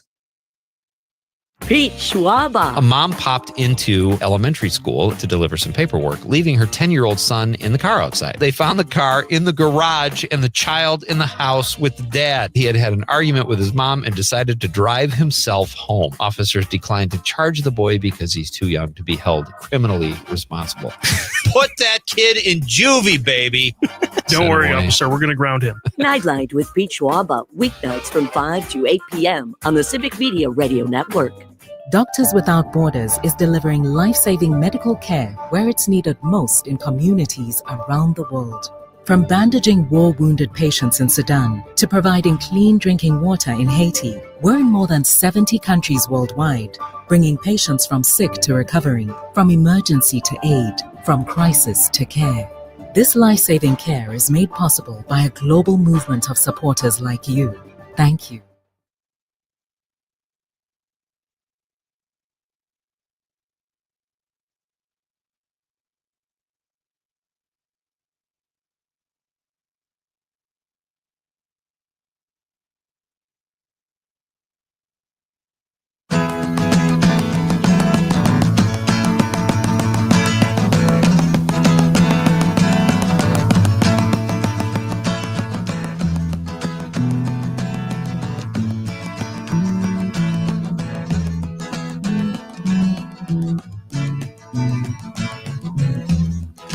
are falling all around.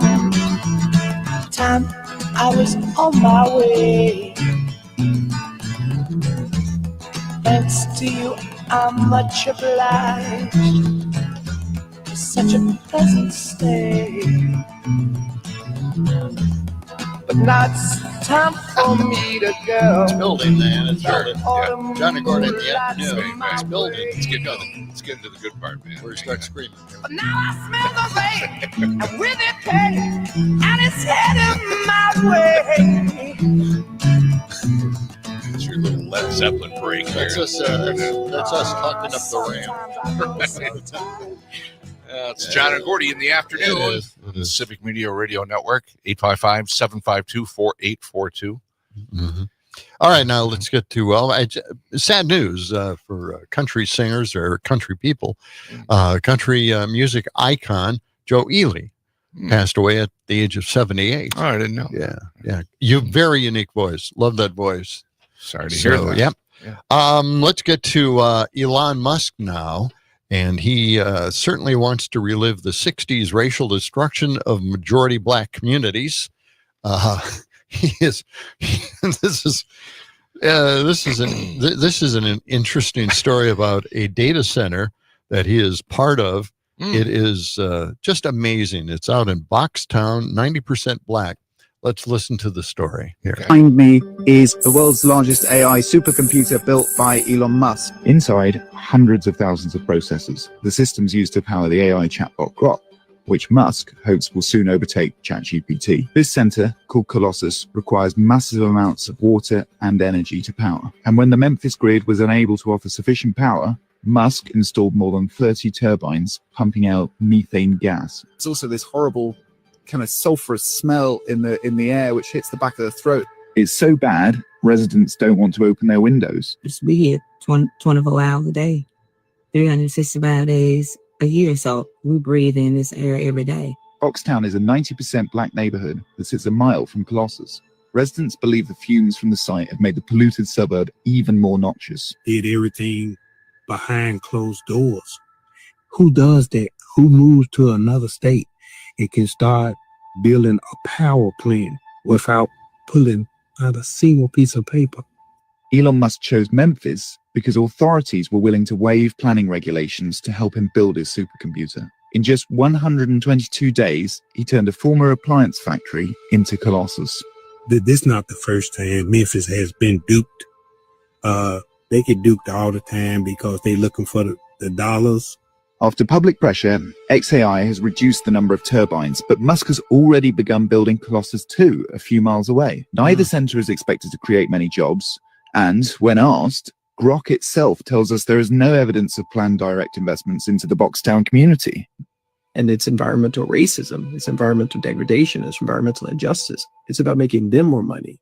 I'm not making more millions or billions from XAI or OpenAI or ChatGPT.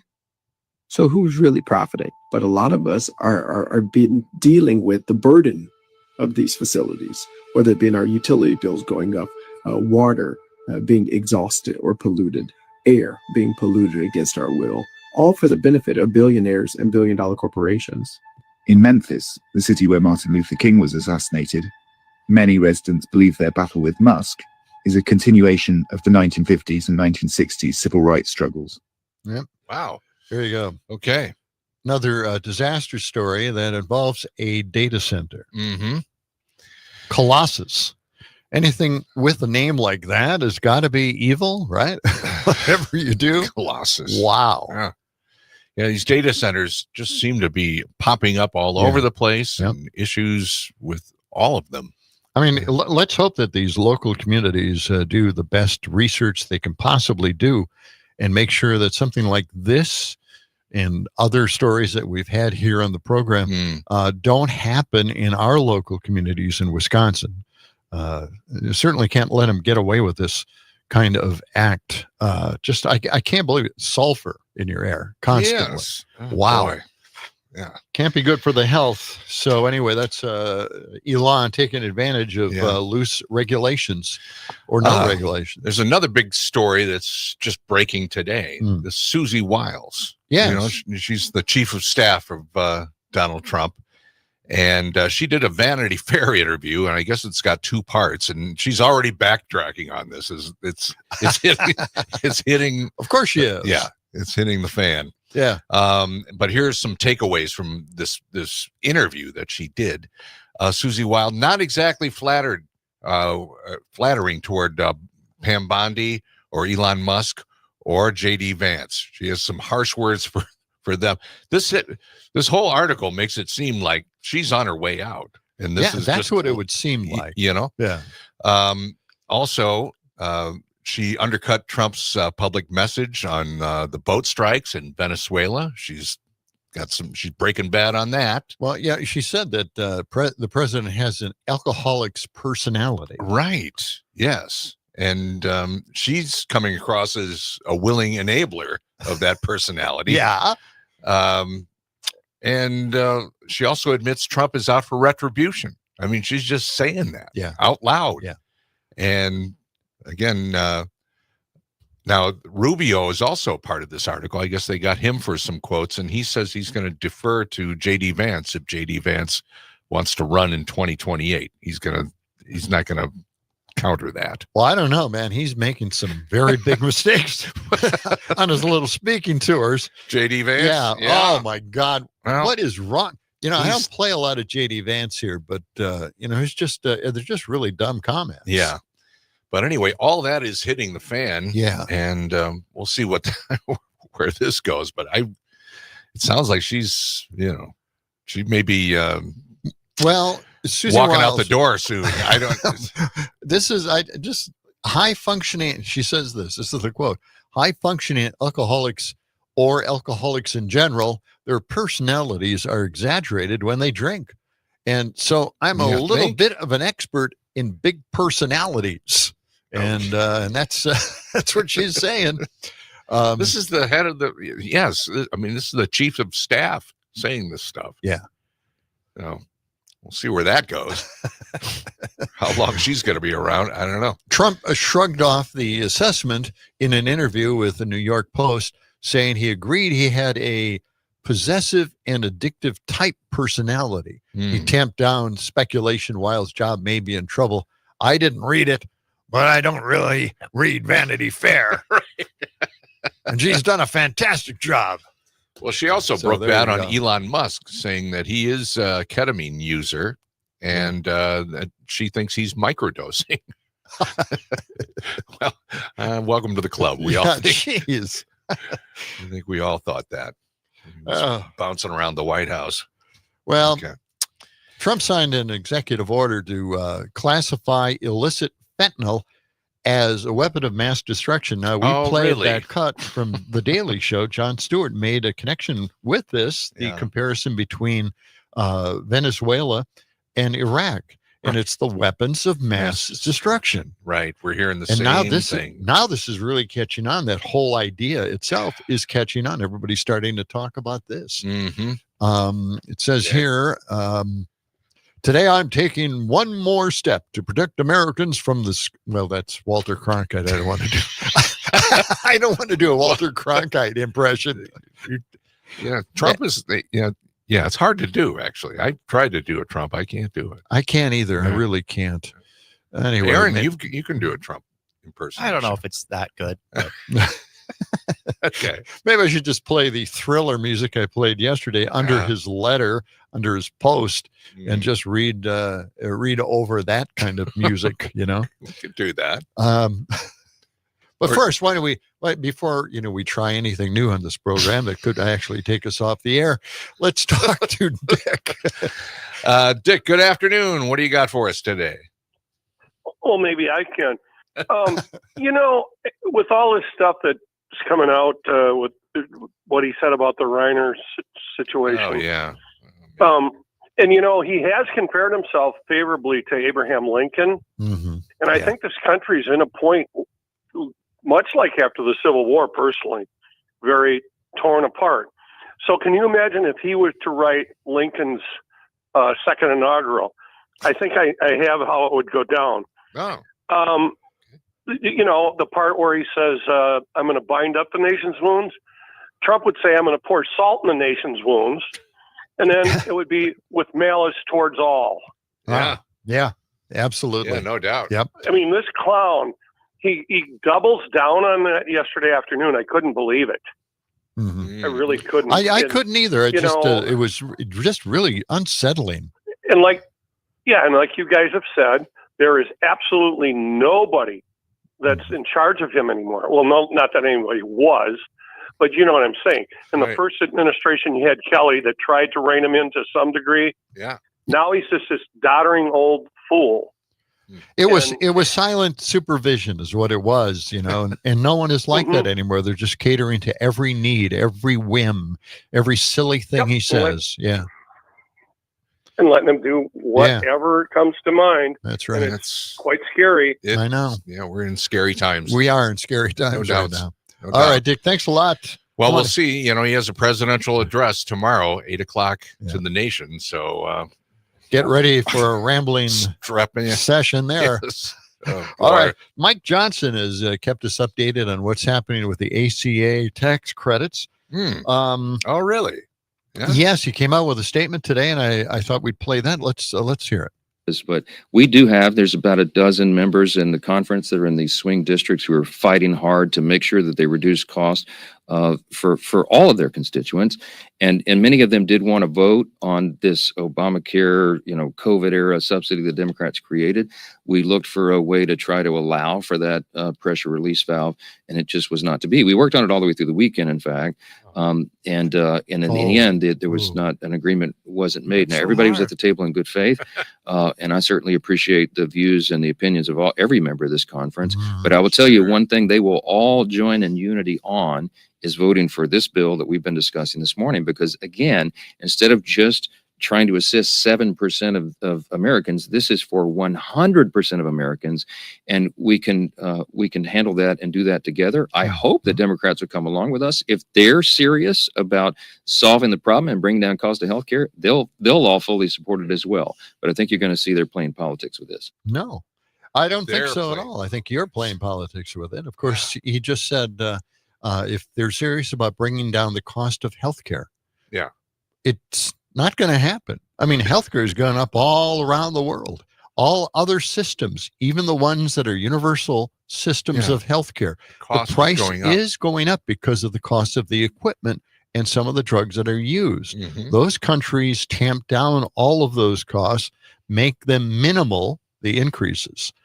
We do not do that here in this country, and it gets more and more expensive. That's the problem we have in this country with healthcare. And Mike Johnson's got to know that. And there's no way of bringing down health. The only way we can control healthcare is by making sure the premiums each month go down or stay the same. And that's what the ACA has done. It hasn't lowered the cost of healthcare, but it has lowered the cost of premiums per month for every American who's on the ACA. And we'll be back with more of your phone calls and much more of John and Gordy in the afternoon after this.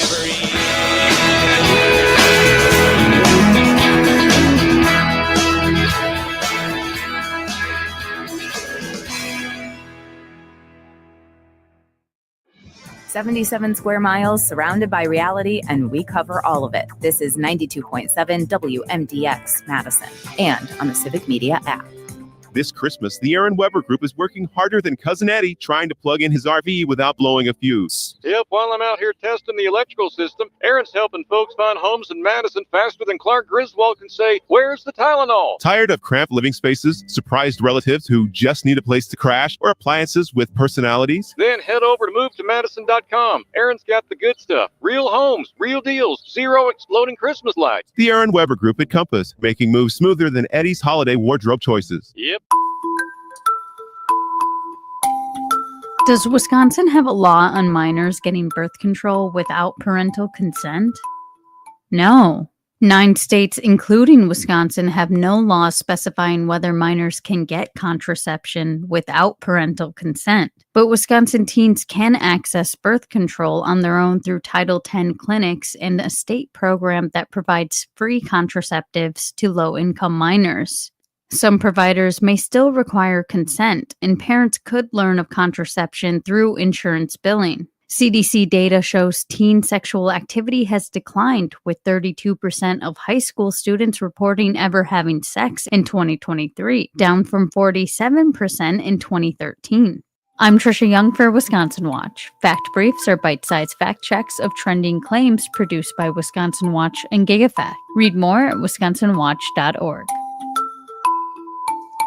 Wesley Financial Group is not a law firm. Ask yourself this question. Is it really worth holding on to that timeshare that you know you need to get rid of? Here's the truth. The average maintenance fee just went up over 17%. That could have been 117%, and there's nothing you can do about it. When you buy a timeshare, you give them a blank check for annual maintenance and assessment fees. I'm Chuck McDowell, founder of Wesley Financial Group. For 15 years, I've helped over 50,000 families cancel their timeshare. Not sell it, not transfer it, cancel it. Did you buy a timeshare because they told you it was a great investment and your maintenance fees would never go up? That's a lie. Are you ready to get rid of your timeshare once and for all? Simply call us and I'll send you our timeshare exit kit that explains all your options for cancellation. Call Wesley now for your timeshare exit kit. 800-939-2525. That's 800-939-2525. 800-939-2525.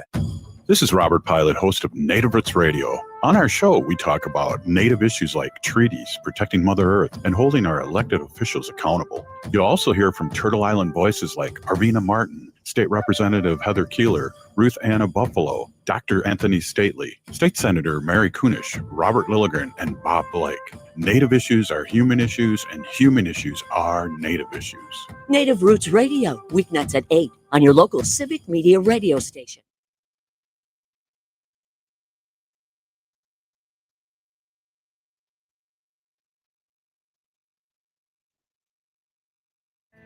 Sonny's playing 8-ball at the joint where Sherry works, when some drunken out-of-towner put his hand up Sherry's skirt. Sonny took his pool cue, laid the drunk out on the floor, stuffed $1 in her tip jar, walked on out the door. She's running right behind him, reaching for his hand. The road goes on forever, and the party never ends.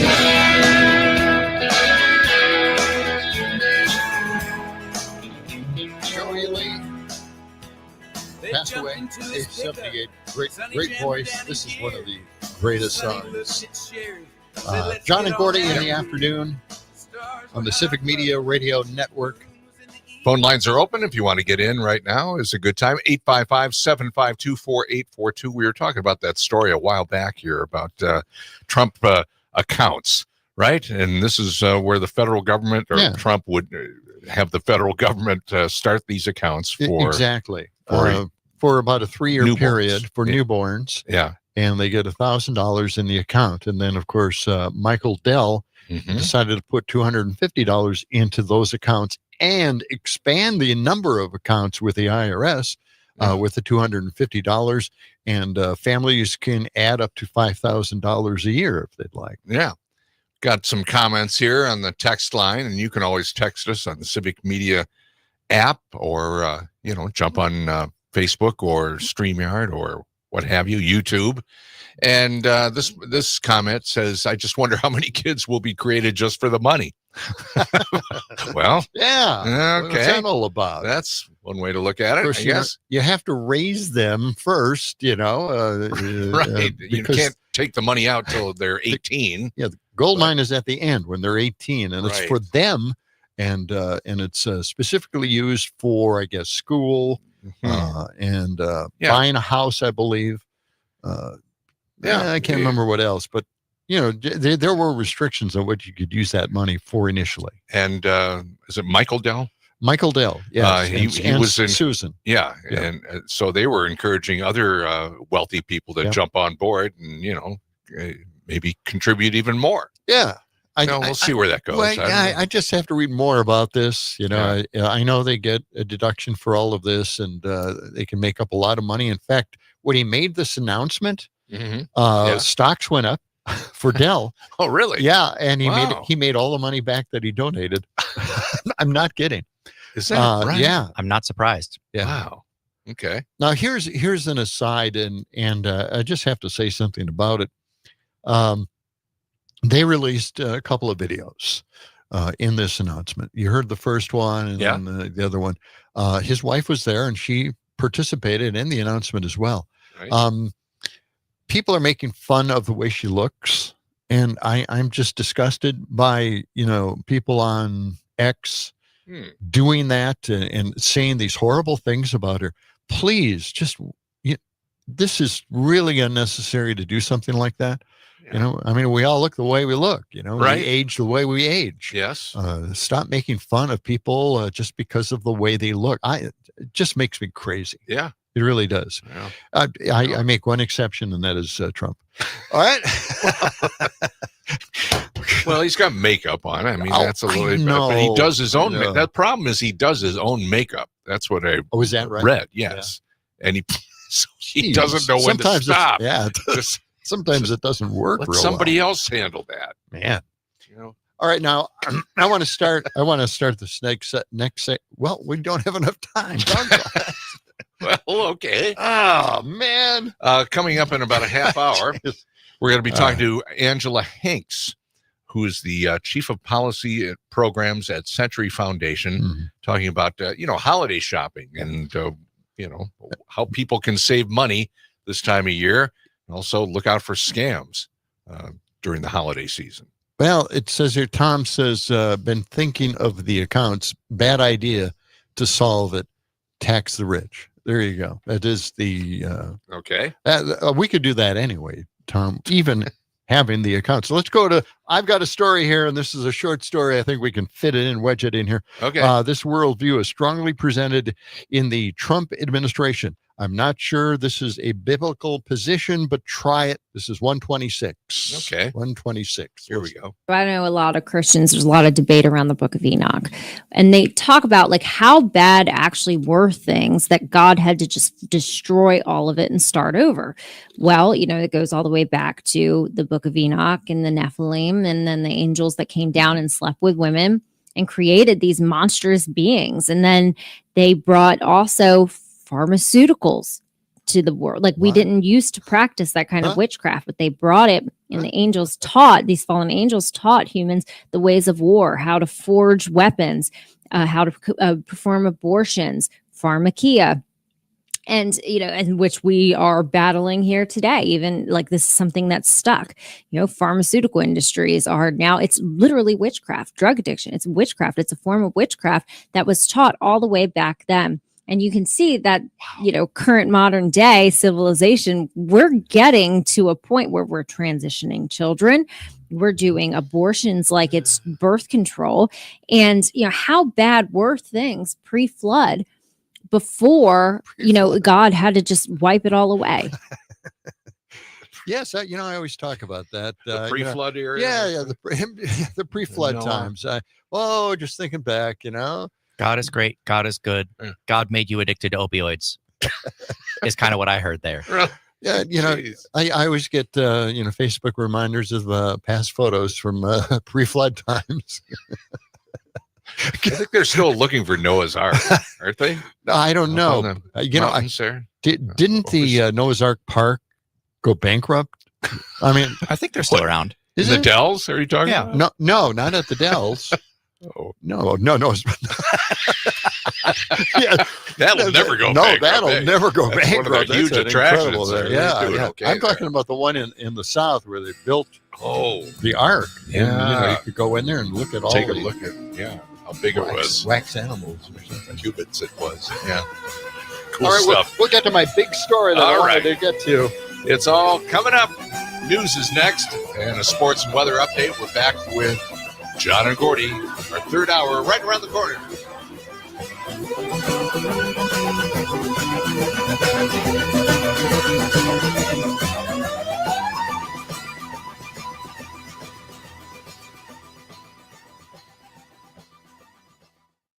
This is 92.7 WMDX Columbus, Madison's real news and great conversation. A Civic Media station. WMDXradio.com.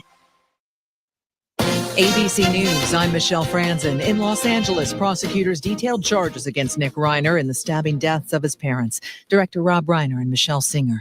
LA District Attorney Nathan Huckman says 2 counts of first-degree murder with a special circumstance of multiple murders and special allegation of using a deadly weapon. Our office will be filing charges against Nick Reiner, who was accused of killing his parents, actor-director Rob Reiner, and photographer-producer Michelle Singer Reiner. Nick Reiner's attorney earlier stated his client had not yet been mentally cleared to appear in court. Authorities in Rhode Island have released new video showing a person of interest at the Brown University mass shooting that killed 2 students and wounded 9 others. They're asking the public for help to identify the person of interest. Another round of heavy rain hitting the Pacific Northwest, overwhelming rivers and levees. At least 1 person is dead in Washington state due to the flooding. This is ABC News. Parallel parking in Madison? Impossible. Finding real conversation on the radio? Probable. With 92.7 WMDX. For 92.7 WMDX News, I'm Savannah Tomei Olson.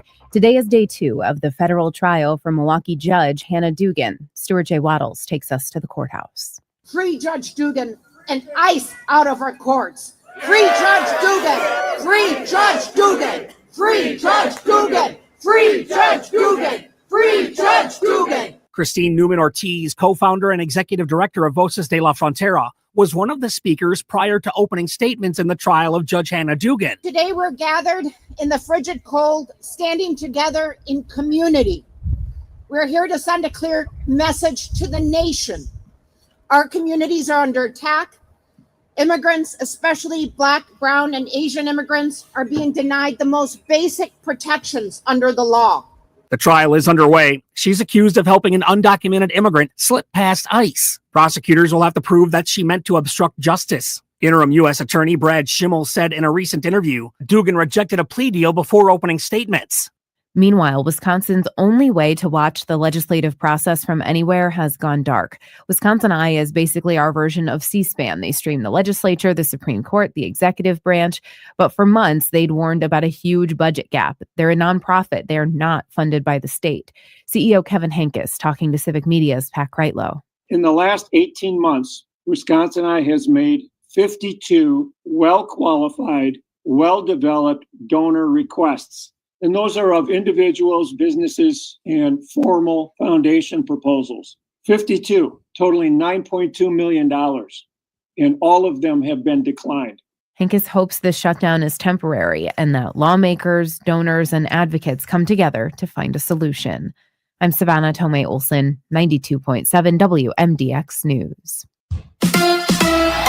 It's the Packers and the Bears. Hi, I'm Mike Clemens with sports. When the Packers play the Bears Saturday night in Chicago, it'll be to regain the lead in the NFC North. The Bears now back in first place after beating the Browns. The Packers losing to the Broncos and losing Micah Parsons. An MRI confirmed he suffered a torn ACL. Parsons likely won't be back until October, missing the first 4 games of next season. Chiefs quarterback Patrick Mahomes had his ACL surgery last night. Doctors say they also had to repair a torn LCL as well. Women's college volleyball, the Wisconsin Badgers headed to Kansas City, where they'll play number 1 ranked Kentucky in the NCAA Final Four Thursday night, 8 p.m. Coverage on ESPN. You got incredible talent, great coaching staffs. We played together in one of the toughest environments in the game. I'm excited for them to experience what's next because it's pretty cool. That's Badgers volleyball coach Kelly Sheffield. With sports, I'm Mike Clemens.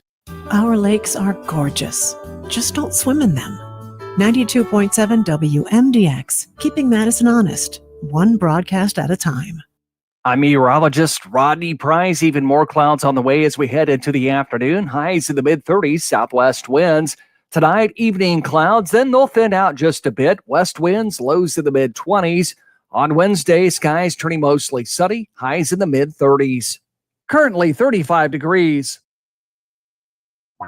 Hey there, Wisconsin. Tom Hartman here. Democracy is not a spectator sport, so join me each and every weekday right here on Civic Media for the Tom Hartman program from 11 a.m. to 2 p.m. Covering the news of the day and sharing ways for you to get off the sidelines and get active in your community, because change starts with you. Get involved and tune in to the Thom Hartmann program Monday through Friday from 11 a.m. to 2 p.m. right here on your local Civic Media radio station.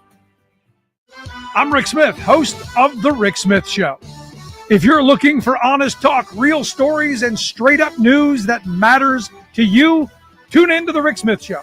We're digging into the issues that affect your job, your family, your future.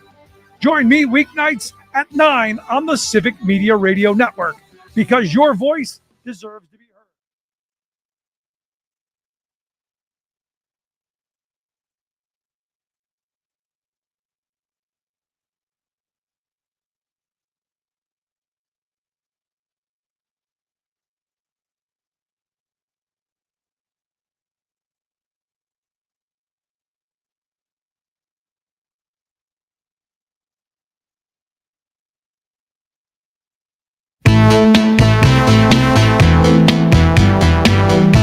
John and Gordy in the afternoon. That's us. Him and me. She's a model and she's looking good.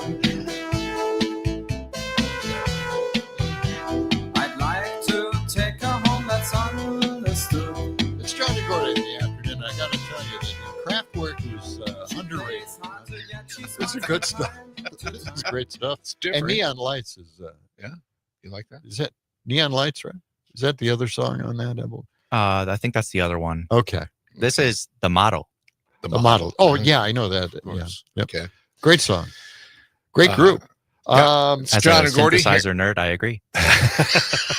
We were talking about synthesizers and theremins during the break. I think I'm going to get myself a theremin for Christmas. How did you stumble upon an ad for a theremin?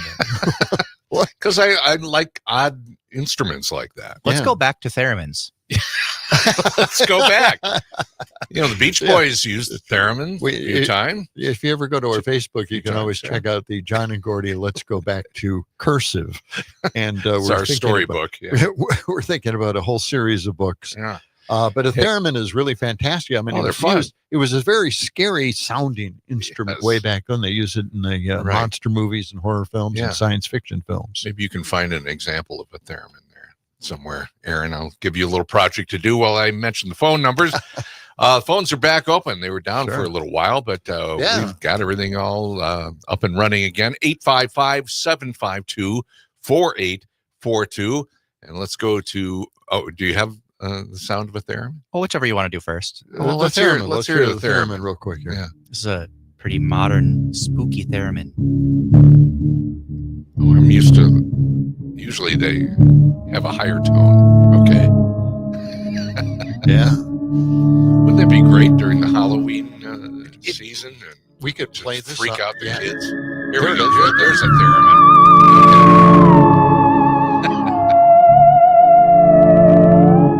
And you guide it with your hands. You know, you operate it by having your hands around the antenna. It's a synthesizer where basically there's two antenna. There's one that you move your hand up and down to control the volume, and the other one you move your hand just around generally to control the pitch. Yeah. Yeah. Pretty cool. All right, let's go to the phones. Mark is on the line. Prairie to Sac. Good afternoon, Mark.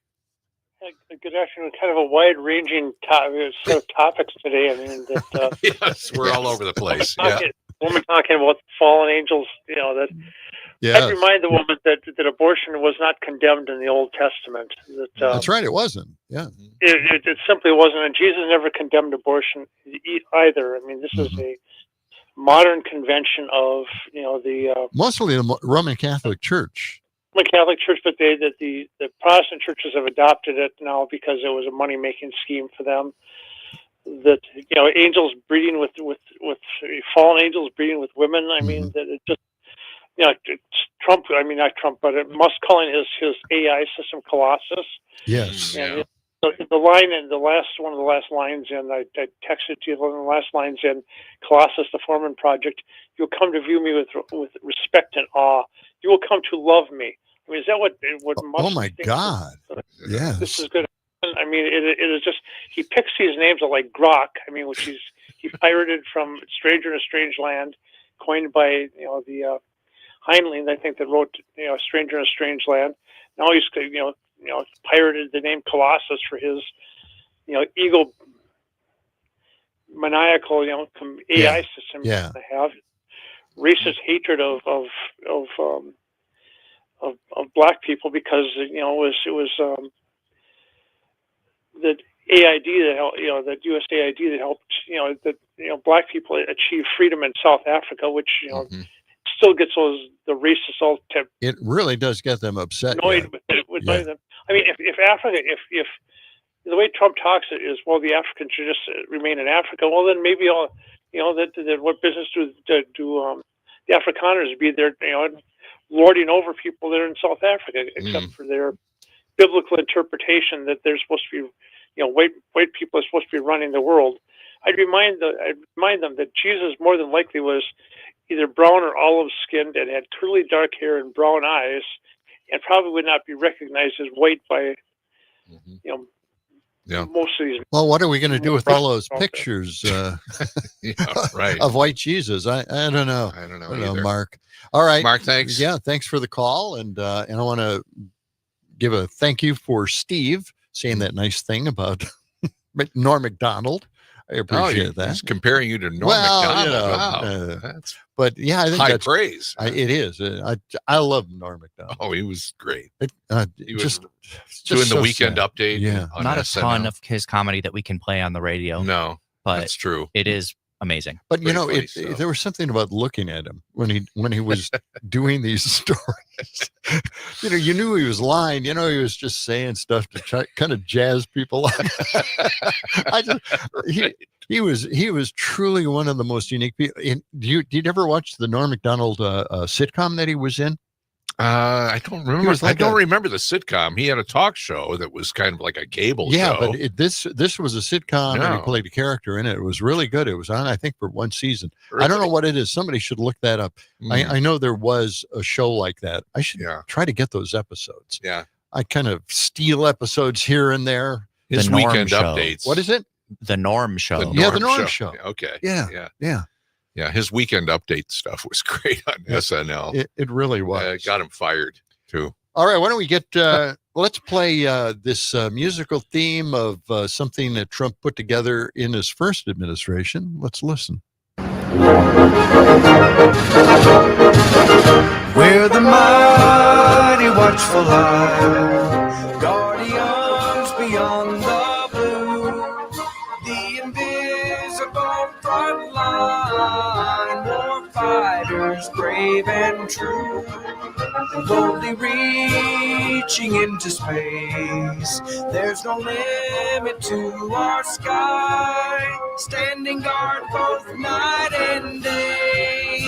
We're the Space Force from on high. Wow. Space Force. We finally got to the actual name of the force. Love You it. have to suffer all the way through that. You think they would have got somebody who could sing, right? Yeah. Wow. You'd think All so. right. Well, that was the Space Force. We're, I guess, on the brink of going into outer space somehow. Yet, no, we aren't. All right. But here we are. We're going to start something called the Tech Force now. The Tech Under this Force. administration, yes, the Office of Personnel Oh no. said that Tech Force is designed to address a technical and early career talent gap across the government. With the total lawless nature of the administration, who wants to start to work at their Tech Force? I mean, with projects that include, by the way, AI work on drones and other weapons for the Defense Department. We're not Defense Department. I'm sorry, Department of War. Department of War. Yeah, Come what on. am I saying? Get with it. All right. Funnier still, it says here, AI will try to improve intelligence at the State Department. Good luck with without that. without firing Marco Rubio. Okay.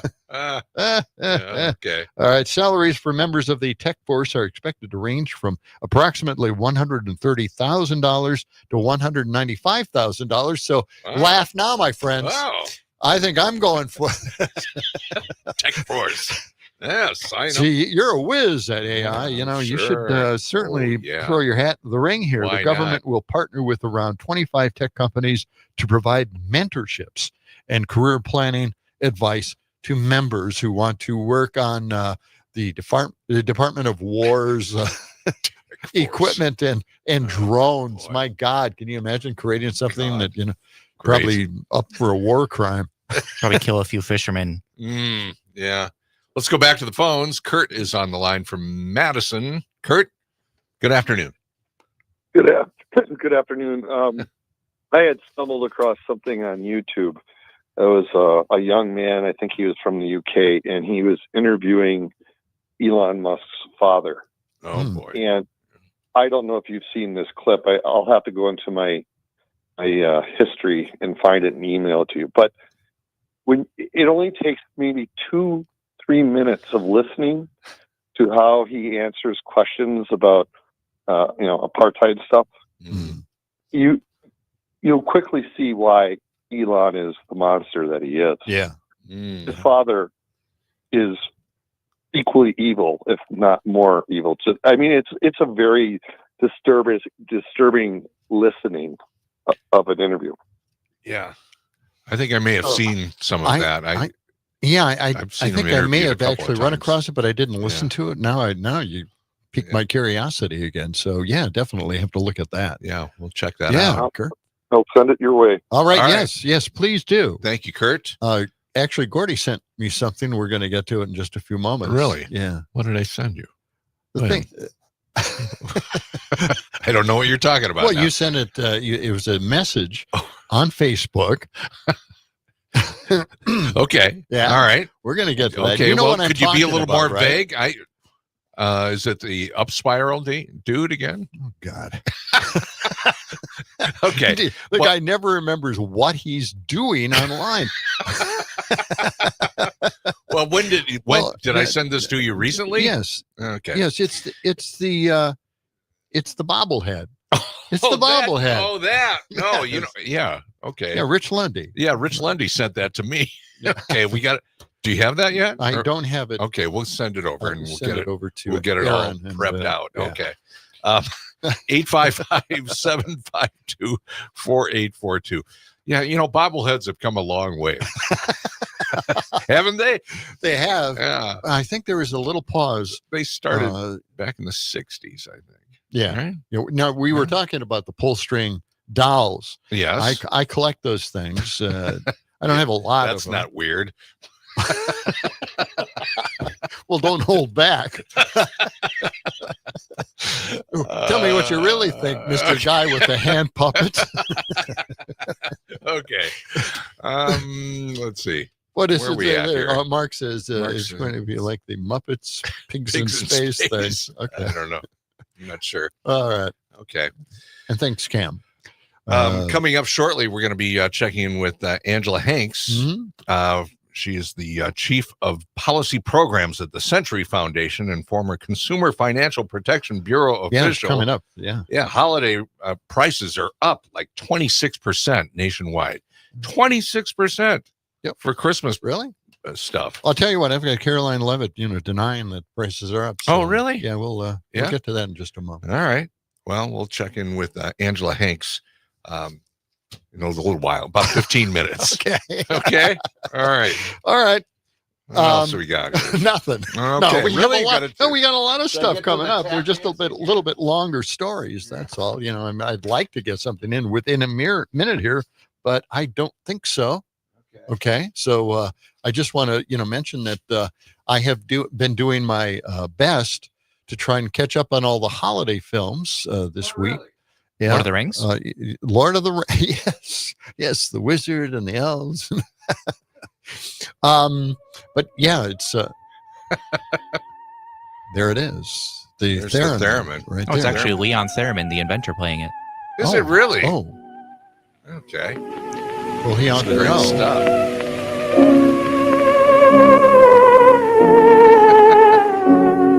I just think it's the coolest sound. I agree. Yeah. Could you look for One Step Beyond? I think I have some music from One Step Beyond. One Step Beyond. That's a great show.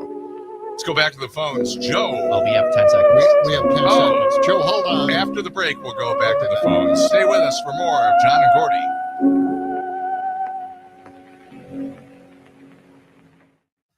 WMDX Madison, the only station with more kayaks than callers. At Allure Intimate Apparel, fit is everything. Not just how something feels, but how it makes you feel. Bras, sleepwear, swim, and intimates, Allure has it all. Their industry professionals and trained fit specialists deliver a discreet, graceful experience that honors every figure. It's style without compromise, elegance without effort. Allure is thoughtfully expanding. Come visit their brand new Hilldale Shopping Center location, where women will discover how fit and confidence go hand in hand. Visit allurefits.com. What is a commercial? It's a message delivered to the people, in this instance through your radio speakers into your ears. Why, it's like a movie for your brain. This radio commercial is directed to the business community. If you want to reach more customers, you should be using WMDX Radio. It's that simple. Just email sales@WMDXradio.com and let our crack sales team show you how to make your business grow with the #1 medium known to humankind, the radio commercial on WMDX. Long may you wave.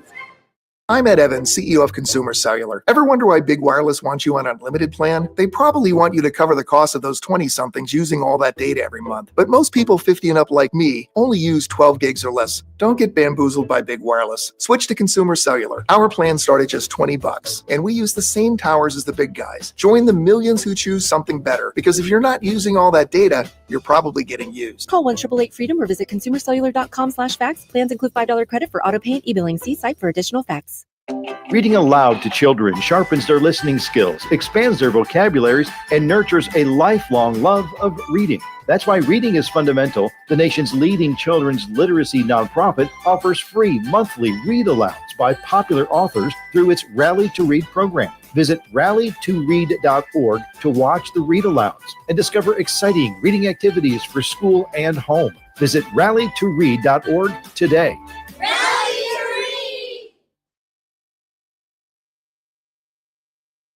Back in 20 seconds.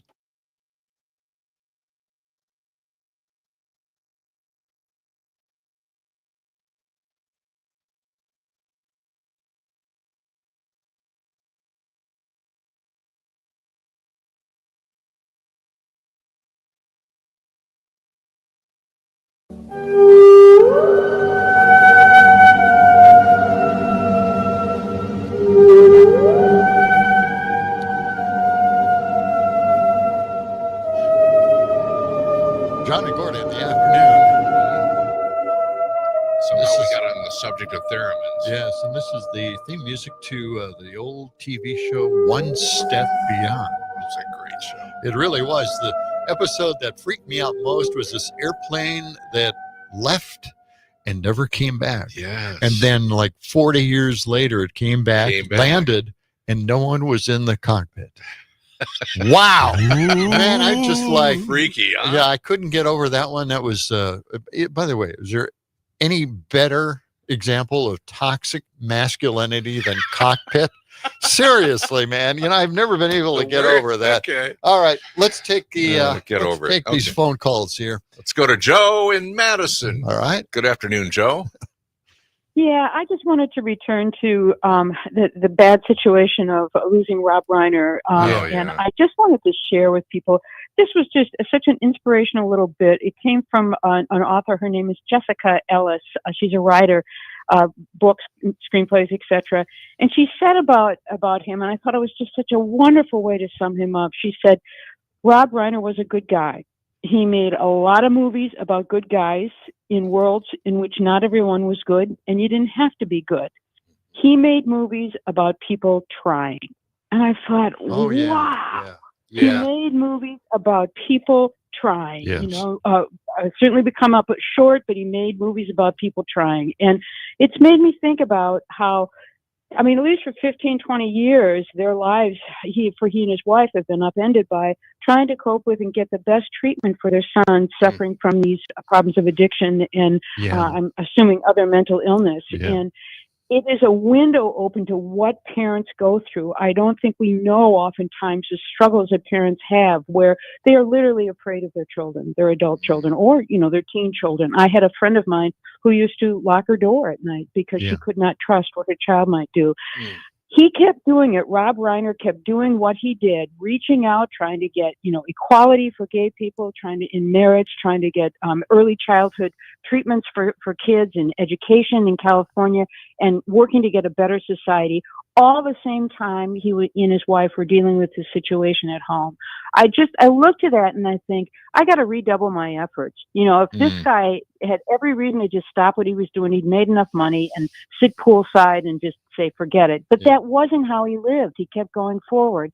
And I thought that sum up of, he made movies about people trying was just a really good way to say what a great guy he was.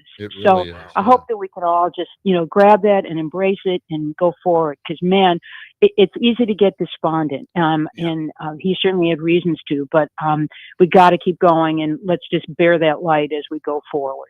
Wow. Thanks, guys. Well, thank you, Joe. Thank you. Yeah, that's well said. Yeah, he made that movie. Was it Remembering Charlie, or I can't remember the exact title. Yeah, but he wrote he produced and directed the movie, and it was based on Nick's. Yes, and a friend. They wrote the screenplay for it, and he directed it, and he tried in every way, shape, or form to help him out. Right, and it just it's disappointing that something like this resulted after so many years, but real tragedy. Yeah, it's he did everything he could. For Nick. Let's go back to the phone. Susan is on the line here from Middleton. Susan, go ahead. Yeah, hi. Hi. Yeah, after that very moving, touching tribute, I just want to cry. Yeah, I know. It was just so beautiful to hear. Yes. That reminds me of Beth Potter, the family physician whose daughter had similar relationship with her parents, and they were unfortunately killed. But back to what I was talking about. Yep. Okay. It was the salary opening for that AI position you were talking about. Yes. $100K. Yep. Yeah. Well, I thought that was real interesting. I was wondering how many of the $250 he was going to get back, because that's for the poor people that are earning less than $100,000, and that's an average. So, I mean, what do these people think up there in the upper tower, as they call the but anyway, good point. We're talking about people making $60,000, $30,000. They're the people that need help. Yes.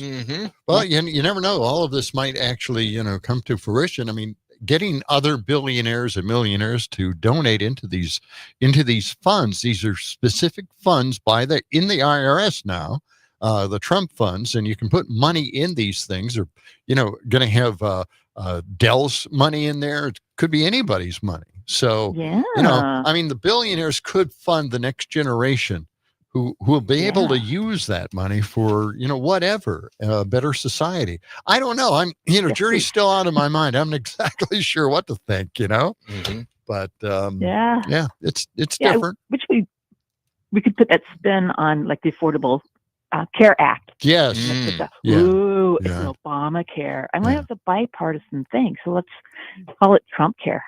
Yeah, sure. All right. I appreciate Susan, that. Take care. Yep. Thanks for that call. Yeah. All right. 855-752-4842. Right around the corner, we'll check in with news. And then coming up next, we're going to be talking with our guest, Angela Hanks. She's the Chief of Policy Programs at the Century Foundation. And we're going to be talking about holiday prices. They're up. Yeah. Inflation? I don't know. No.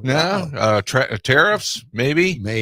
26% holiday prices are up nationwide. 26%. But still, That's a big chunk. I know. It's really a lot of money. And I've been spending so much of it. I can't believe it. Well, I really can't. I got the AI glasses, I haven't gotten them yet. I have not. No, they're on the way, though, huh? They haven't even charged my card yet. Oh, well, maybe they canceled it. They seem to have a problem figuring out the prescription for them. I don't know.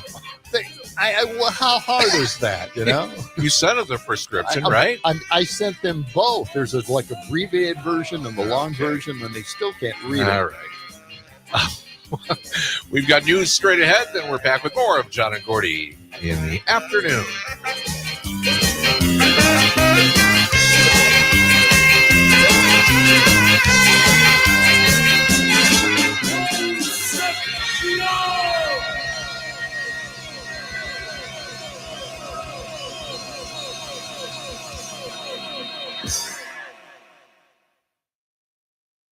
WMDX Madison, where conversations are free range and organic. Your neighbors are talking. Man. Leaders are deciding. Hello, Angela, for joining us. Hi, Angela. 92.7 W. Hi, can you hear me okay? Yes, we can hear and you just so you know, fine. we are not live on the radio right now, but we are still live streaming. Okay. So that's John. I'm Gordy. Hi. And Nice to meet you. it's good to have you with us. Glad to be Going to here. talk about maybe some holiday prices for people out there shopping, and anything else you. What would you like to talk about? What do you want to throw into this thing? I can talk a little bit about affordability too, more broadly. The Century Foundation, we just put out a poll late last week. What is the week? Late last week. Asking people how they're faring in the economy, and the results are pretty interesting. I think you won't be surprised to hear that people are really struggling. That's especially true of people without a college degree. So I'm happy to talk about that too. Yeah. Oh, definitely that. Sure. Yeah. Okay, Very good. Because, we were just talking about the Trump Fund. I don't know if you've heard about this. Have you heard about it? The Trump Fund. He's put together between December, January 1st of 2025 through December 31st, 2028, I believe. And all the children born within that time get $1,000 in a Trump Fund. Oh, yes. And then Dell Computers head Michael Dell and his wife Susie have donated $6 billion. And what they're going to do is they're going to add $250 to the Trump Fund and expand the availability of all of these savings accounts to, I think it said like 64 million children or something in low income or not medium income areas of a family of four making $150,000, I believe. And they'll be getting $250 in their account, but then you can add about $5,000 each year. And, it certainly provides a little investment incentive for people, that can put maybe $100 in a year or so, something like that. It's kind of a really, I'm wavering on it because, I don't want to, in 10 years, I don't want to go and say, well, I'm going to check out my Trump Fund, because that sounds awful, god awful. So. I will say, like, my reaction. So I did know about this. Sorry, I was thinking of a different name, but my reaction on it is not that it's like bad to give people money. There are a number of other instances where we should give people money. That is the solution. I think what the issue is here is as you were talking about it, it's like there's this initial investment that the government will put in, but then it's like this, tax preferred investment vehicle that, wealthy people will be able to put in $5,000 a year for their kids, for the remainder of their childhoods. People who are low income, who have no savings, or minimal savings, or are deep into debt, just trying to make ends meet, are not going to be able to put in anything. And if they are, it's like, right, those amounts you're talking about, like $100, $200, not the kind of things that sort of lead to a large amount in the future. And, if I was thinking about like how I would like to see government use both its like power and authority and spending power in particular, I think it would be to help those families afford things like healthcare, like childcare. And there's like a dollar figure associated with giving kind of like tax preference to the largest account holders of these two. So it's like we should give people more money in a bunch of ways, and also here's the thing. Dell contributed all this money, but he's urging all these other billionaires and millionaires to also add to these accounts, the Trump Fund accounts. All of these kids, the 64 million kids, they will also get. All they have to do is give the money to the government, and the government will make that distribution for them. So they don't have to set up a foundation or anything. All these billionaires could put all this money in, and they'll distribute it for them. It's a scam.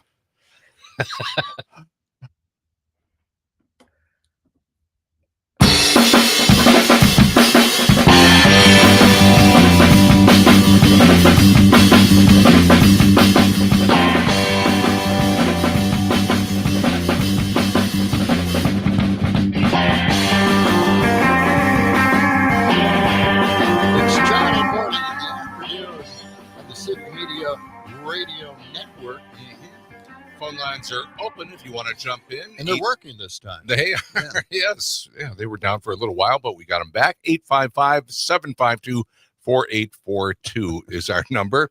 Angela Hanks joins us now. She is Chief of Policy Programs at the Century Foundation and former Consumer Financial Protection Bureau official. Angela, good to have you with us this afternoon. Thanks so much for having me. I'm glad to be here. Yes. So it's holiday time. It is. And prices are up. Prices are up. What can people do about this besides nothing? I mean, panic. How can we get enough Christmas presents under the tree this year without breaking the bank? How about 5 or 6 more dolls than the 3 that we're required to have, I guess. Right, exactly. I mean, it's hard to know what people should do, but I can tell you what they are doing. They're doing what you said. They're buying fewer gifts. They're buying for fewer people. They're trying to buy things on sale. They're going to store brand items instead of name brand items. They're doing smaller gatherings. They're not traveling. Some people are even skipping the holidays entirely. And we know all of this in part because of a survey that we worked on with a number of organizations looking at how people are going to weather the rising costs this year. So this is data from people telling us like they're finding all of these ways in their lives to cut costs because they know the holidays are going to be more expensive this year. So you did a poll recently? Is that yes. So there's actually 2 that I want to talk about. So one, we asked some questions specifically asking about the holiday season, both questions about what people are doing to make ends meet. We also asked them what they're concerned about and why they think this is happening. People know it's because of the tariffs. Like they're quite clear that prices have increased under this administration because of those economic policies. And so they are looking for ways to mitigate the impact that'll have on their budgets when it comes to the holiday season. I would say the second is, in addition to this work that we did specifically on holiday shopping, we have been asking over the last several months, we've been asking Americans how they're faring in the economy overall. And there, the results seem to line up pretty well with what we're seeing on the holiday season side too. We conducted a survey that came out last week asking people how they're dealing with rising costs. We heard a number of alarming things. 3 in 10 people said that they delayed or skipped medical care in order because it was too expensive to seek it out. 2/3 have switched to cheaper groceries. About half of people have tapped into their savings to pay for daily expenses. We actually asked a question in July about what people are doing to make ends meet. And at the time, 1 in 4 said that they or someone in their household had skipped a meal in the last year in order to make ends meet. We asked that question again in October, and that number had risen to 1 in 3. So not only are we seeing that people are really struggling, I mean, skipping meals, worrying about feeding yourself or your kids, these are the kinds of choices that people are making right now. And we're seeing that it's actually getting worse over time. Are these national numbers or local numbers? These are national numbers. Okay. Wow. And here we have the cure for poverty during the COVID pandemic, right? I mean, we actually cut poverty in half by a simple program that the Republicans decided not to continue, even though we had great success with it. I mean, when I think about the COVID era, it's sort of incredible to think about, right? We have these massive problems in our country, whether it's things like healthcare being too unaffordable or childcare, wages not keeping up with inflation, jobs just simply not being good enough for workers, things like education being expensive. And during the pandemic, seemingly overnight, we were able to solve a lot of those problems, right? Like we gave parents money so their lives were more affordable. We helped people with childcare. We helped people with rising healthcare costs. We helped people who didn't have enough money in the bank to weather a pandemic where they may have lost their job by giving them unemployment insurance. And we did that with like a flip of the switch. And that it shows a couple of things, right? It shows, one, that it's possible and people have actually experienced it in the recent past. And it shows, two, that it's a decision in the times outside of it that we don't do this as a country. So, I think I hope learn some lessons from that horrible time about what's possible with public policy. But the fact that we're sitting here now without a child tax credit, without higher childcare subsidies, seeing the Affordable Care Act subsidies lapse in just a couple of weeks here, I worry that we haven't learned those lessons fully. Yeah, I don't think we have, we certainly could use all these programs, especially in the state of Wisconsin. I mean, we're having a hard time convincing the Republicans in the legislature to help us out with childcare. Do something about it. We've got a $1 billion surplus already. I mean, that's why we pay taxes in, to help solve some of the problems that we have here in the state, right? So actually, my colleagues at the Century Foundation just put out a piece on the state of childcare, looking at a couple of states that actually have done what you're suggesting. They used either a budget surplus or a new revenue stream to make really major investments in childcare. I think most notably places like New Mexico, Connecticut. Candidly, it's only a handful of states right now, but these are investments that will be transformative for millions of families. I mean, people are facing childcare that is so unaffordable that it's elusive, right? It doesn't exist. It's not that people are figuring out how to come up with $10,000, $20,000, $30,000 a year to pay for childcare. They're putting their kids into a childcare situation that they don't feel comfortable with because it's the only choice they have, or they can't go to the full-time job or the better paying job that's further away because they have childcare responsibilities. So the amount that childcare can make a difference, both for young people, for kids who are benefit so much from it from a developmental perspective, but also for parents who are just working and trying to figure out how to do the best for their family. Not having those types of investments really hurts. Talking with Angela Hanks from the Century Foundation. Angela, do you have any recent figures about how many people are living paycheck to paycheck and how that affects things this time of year for holiday shopping and anything else? So one of the questions we asked in the survey that we put out last week was we looked at the differences between college and non-college respondents. And one of the things that was really interesting is that we saw a big divide between college and non-college in terms of what types of jobs they had. So college educated people, the majority of them responded that they are salaried employees. They have what you can assume by that are pretty steady jobs. They know they have reliable paychecks that they'll get the same amount every week. That was just 19% for those working class respondents that we asked. So there's far fewer people who are getting steady, reliable paychecks that are the same amount. And we know that those hourly jobs come with lower wages, fewer benefits, greater precarity. And I think about that survey data on top of the jobs numbers that we got today from the last month. So the unemployment rate increased to 4.6%. It was just for the record, in January last year, it was 4%. So we're at a rate that we haven't seen since 2021, which was still during those pandemic days that we just talked about. And if you look under the hood, there are some really concerning things in the numbers, including a Black unemployment rate that has increased by 2%, or increased from around 6% to over 8% just in the last year alone. So we're seeing kind of big divides among various groups of people when it comes to how financially secure they are. And that shows up when you're looking at things like holiday prices too. People who are making less than $75,000 a year are feeling deeply concerned about the economy, whereas people who are making over $200,000 a year feel pretty good. And that's really something to look at as well.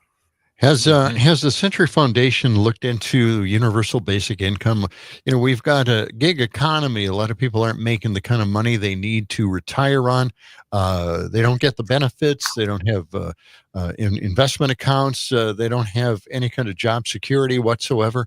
And some even, pocket a lot of the money, which takes money away from their Social Security account as well. Is there any kind of movement nationwide, any place where universal basic income is something that we should start at least a conversation on? Because, we tried it here in Madison. It was a successful program in Madison.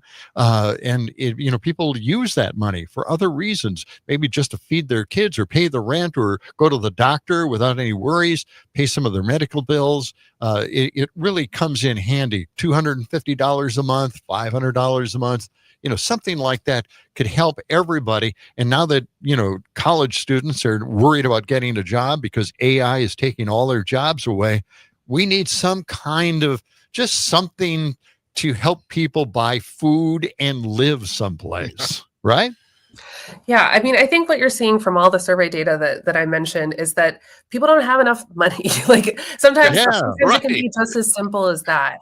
And there are many things that are happening there, right? It's that jobs don't pay enough. It's that the sort of safety net that we're ideally wanting people to be able to rely on, especially in tough times, doesn't exist. And the thing that we're seeing over and over again is that when people don't have money to do things like pay their bills, pay their utilities, we just did a report showing that people across the country have increased utility debt. What happens is that turns into debt. It turns into credit card debt or auto or student loan debt that people can't repay. And so it doesn't just go nowhere. People have to continue to live their lives. They have to be able to put food on the table. One of the, I think, more concerning trends that we're seeing is that in addition to seeing things like rising credit card debt, we're also seeing an increase in financial products such as like the buy now, pay later products, which really have exploded in the last several years, but especially around the holidays, have driven up quite intensely. If you'll allow me a personal anecdote. Sure. Black Friday or Cyber Monday, one of those days, I was really shocked to get a text message from a store that said, if you buy using one of these payment companies, we'll give you 25% off on your purchase. So not only are they these things that people are using because they really have no other choice. The sort of like joke about these products is like people are using it on DoorDash to buy a burrito. The reality is people are using it to buy groceries. And then at this moment when people are really feeling the strain, the incentive is to not go into a store and use cash or use savings or whatever. It's to use this debt product that can, their bank account can be garnished if they're not able to pay it back. Right. Yeah. Well, we know that car loans are going up, and that might even be a bubble. So, a lot of things we have to do and accomplish. I hope everybody at the Century Foundation can work out some solutions there and keep us updated with your surveys as well. Angela, thank you for your time. Yeah. Appreciate it. That's Angela Hanks from the Century Foundation. We're back to wrap things up on John and Gordy after this.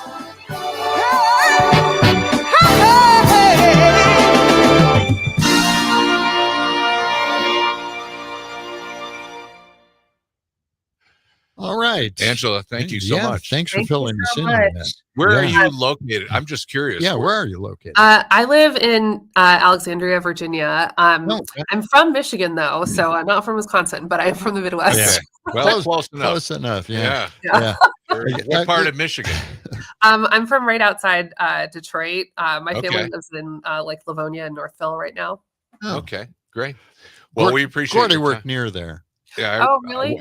Well, actually, it was more. I worked in South Bend for about 20 years. Okay. So just south of the Michigan line, 8 miles south of Niles. But anyway, Angela, we got to run. But thank you so much. Yeah. All right. Thank Thanks you. so much. Nice meeting you. All right. Yep.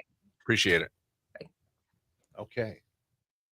While still being in the workforce, Worthington, Minnesota is a town growing, yet it's nothing like metro life. Professional and labor jobs, a beautiful lake, bike trails, recreation, acres of public hunting, festivals, and great people. Slow down. We're just a short drive away, so come join us. Worthington, it's worth a look.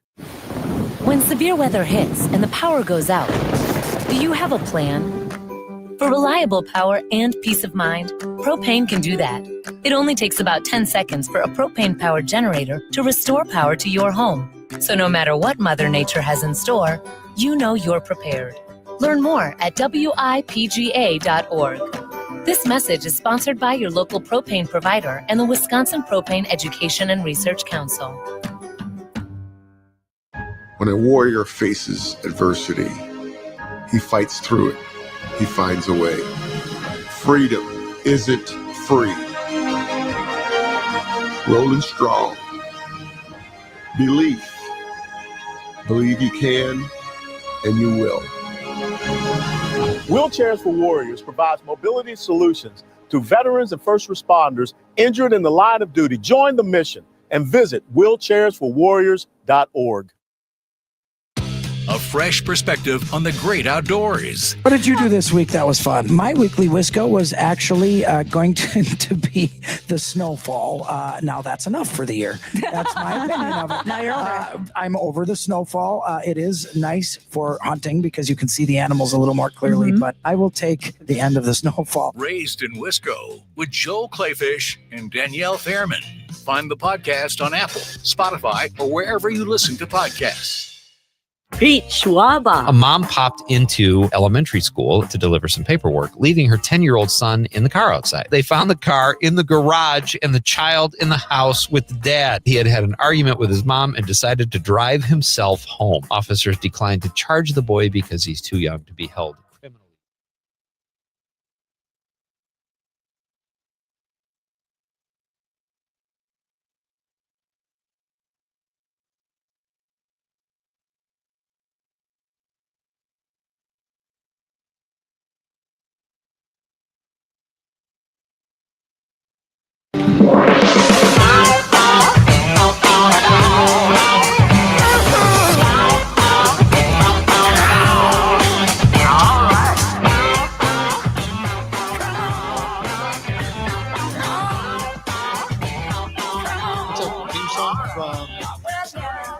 Not sure.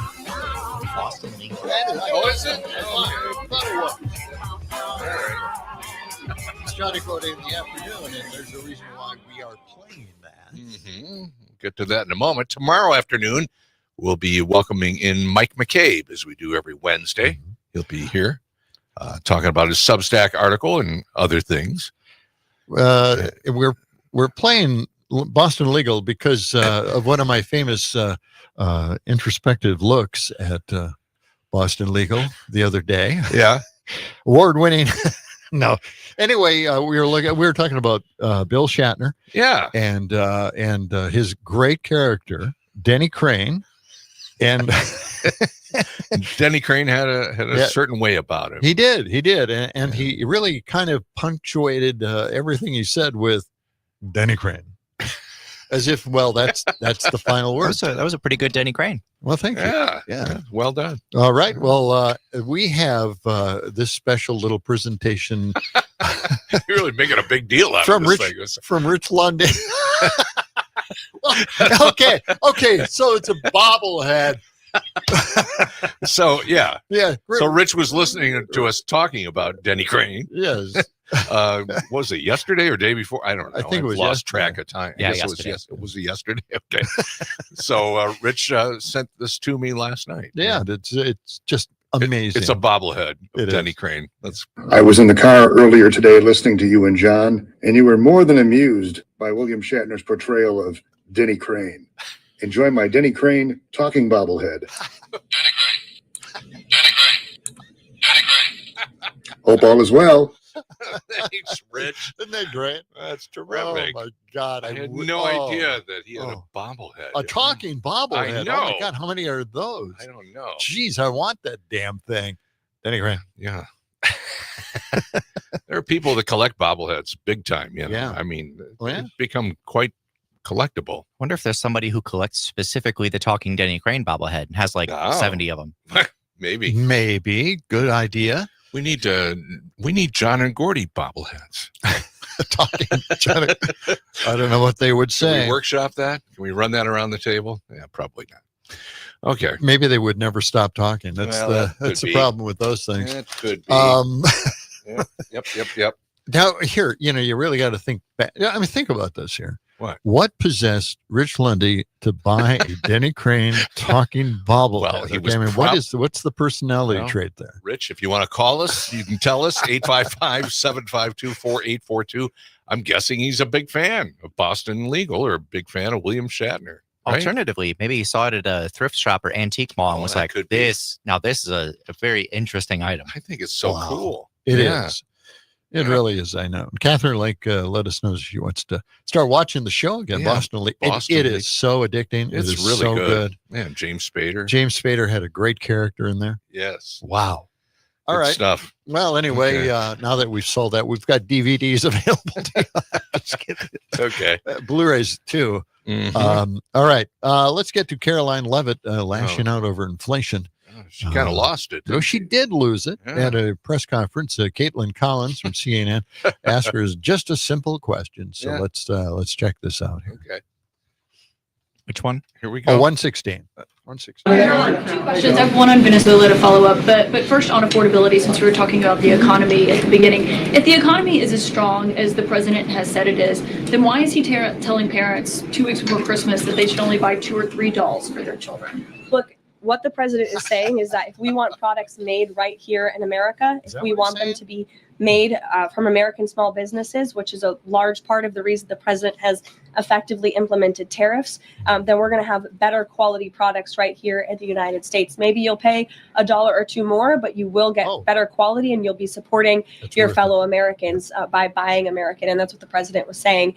Everything I'm telling you is the truth backed by real factual data. And you just don't want to report on it because you want to push untrue narratives about the president. All right. That was it. Yeah, sure. Okay. So Levitt is saying, settle down, pay more, and be patriotic. Okay. Get used to higher prices, right? Yeah. That's also something she's telling us, and maybe you'll pay $1 or $2 more, right? Which is okay. You're supporting your fellow Americans that way. I mean, really, dolls is not something America needs to be known for making. Dolls. All of this stuff. I mean, we kind of had a marketplace that seemed to be working just fine. Suddenly, this guy comes in and completely tosses the marketplace out, kind of shakes things up, tells everybody he doesn't trust him, raises the prices on everything that comes into this country, thinking, well, I'm going to get them to make the products here. Yeah. No. Yeah. And then now we have become a pariah of the world, and they're destroying our economy. Yeah. Right. Mm-hmm. And I don't know. Well, and fired, got Elon Musk in there and fired all these federal workers, and people are out of work. Yeah. Those people. I mean, they said, why should we be known for making shoes? Right. Well, why should we be known for making dolls? Right. For $2 or $3 more? I don't know. I mean, it was kind of a nice balance. Things sort of worked. Yeah. And, well, but now maybe the president will straighten all this out tomorrow night with his big presidential speech. I don't know who it is. Somebody suggested on our text line that he's buying everybody for Christmas a Johnny Silverhand statue. Johnny Silverhand. I don't know who Johnny Silverhand is. Do you know who Johnny Silverhand is? A character from Cyberpunk, a video game series. And basically, he's Keanu Reeves with a metal arm. Oh, okay. Okay. Yes, he does have a metal arm. Yeah. All right. It does look like Keanu Reeves. It literally is. He played the character. He is the character. Okay. All right. In the video game? Yes. Oh, okay. He is everywhere. Okay. Well, thanks for clarifying that. That's it. Now I know. All now right. everybody's getting a Johnny Silverhand for Christmas. I like it. Okay, that's going to do it for us. Pete Schwab is next with Nightlight. We hope you have a good evening. We'll be here tomorrow afternoon. So long. What sort of day was it? A day like all days, filled with those events that alter and illuminate our time. And you were there.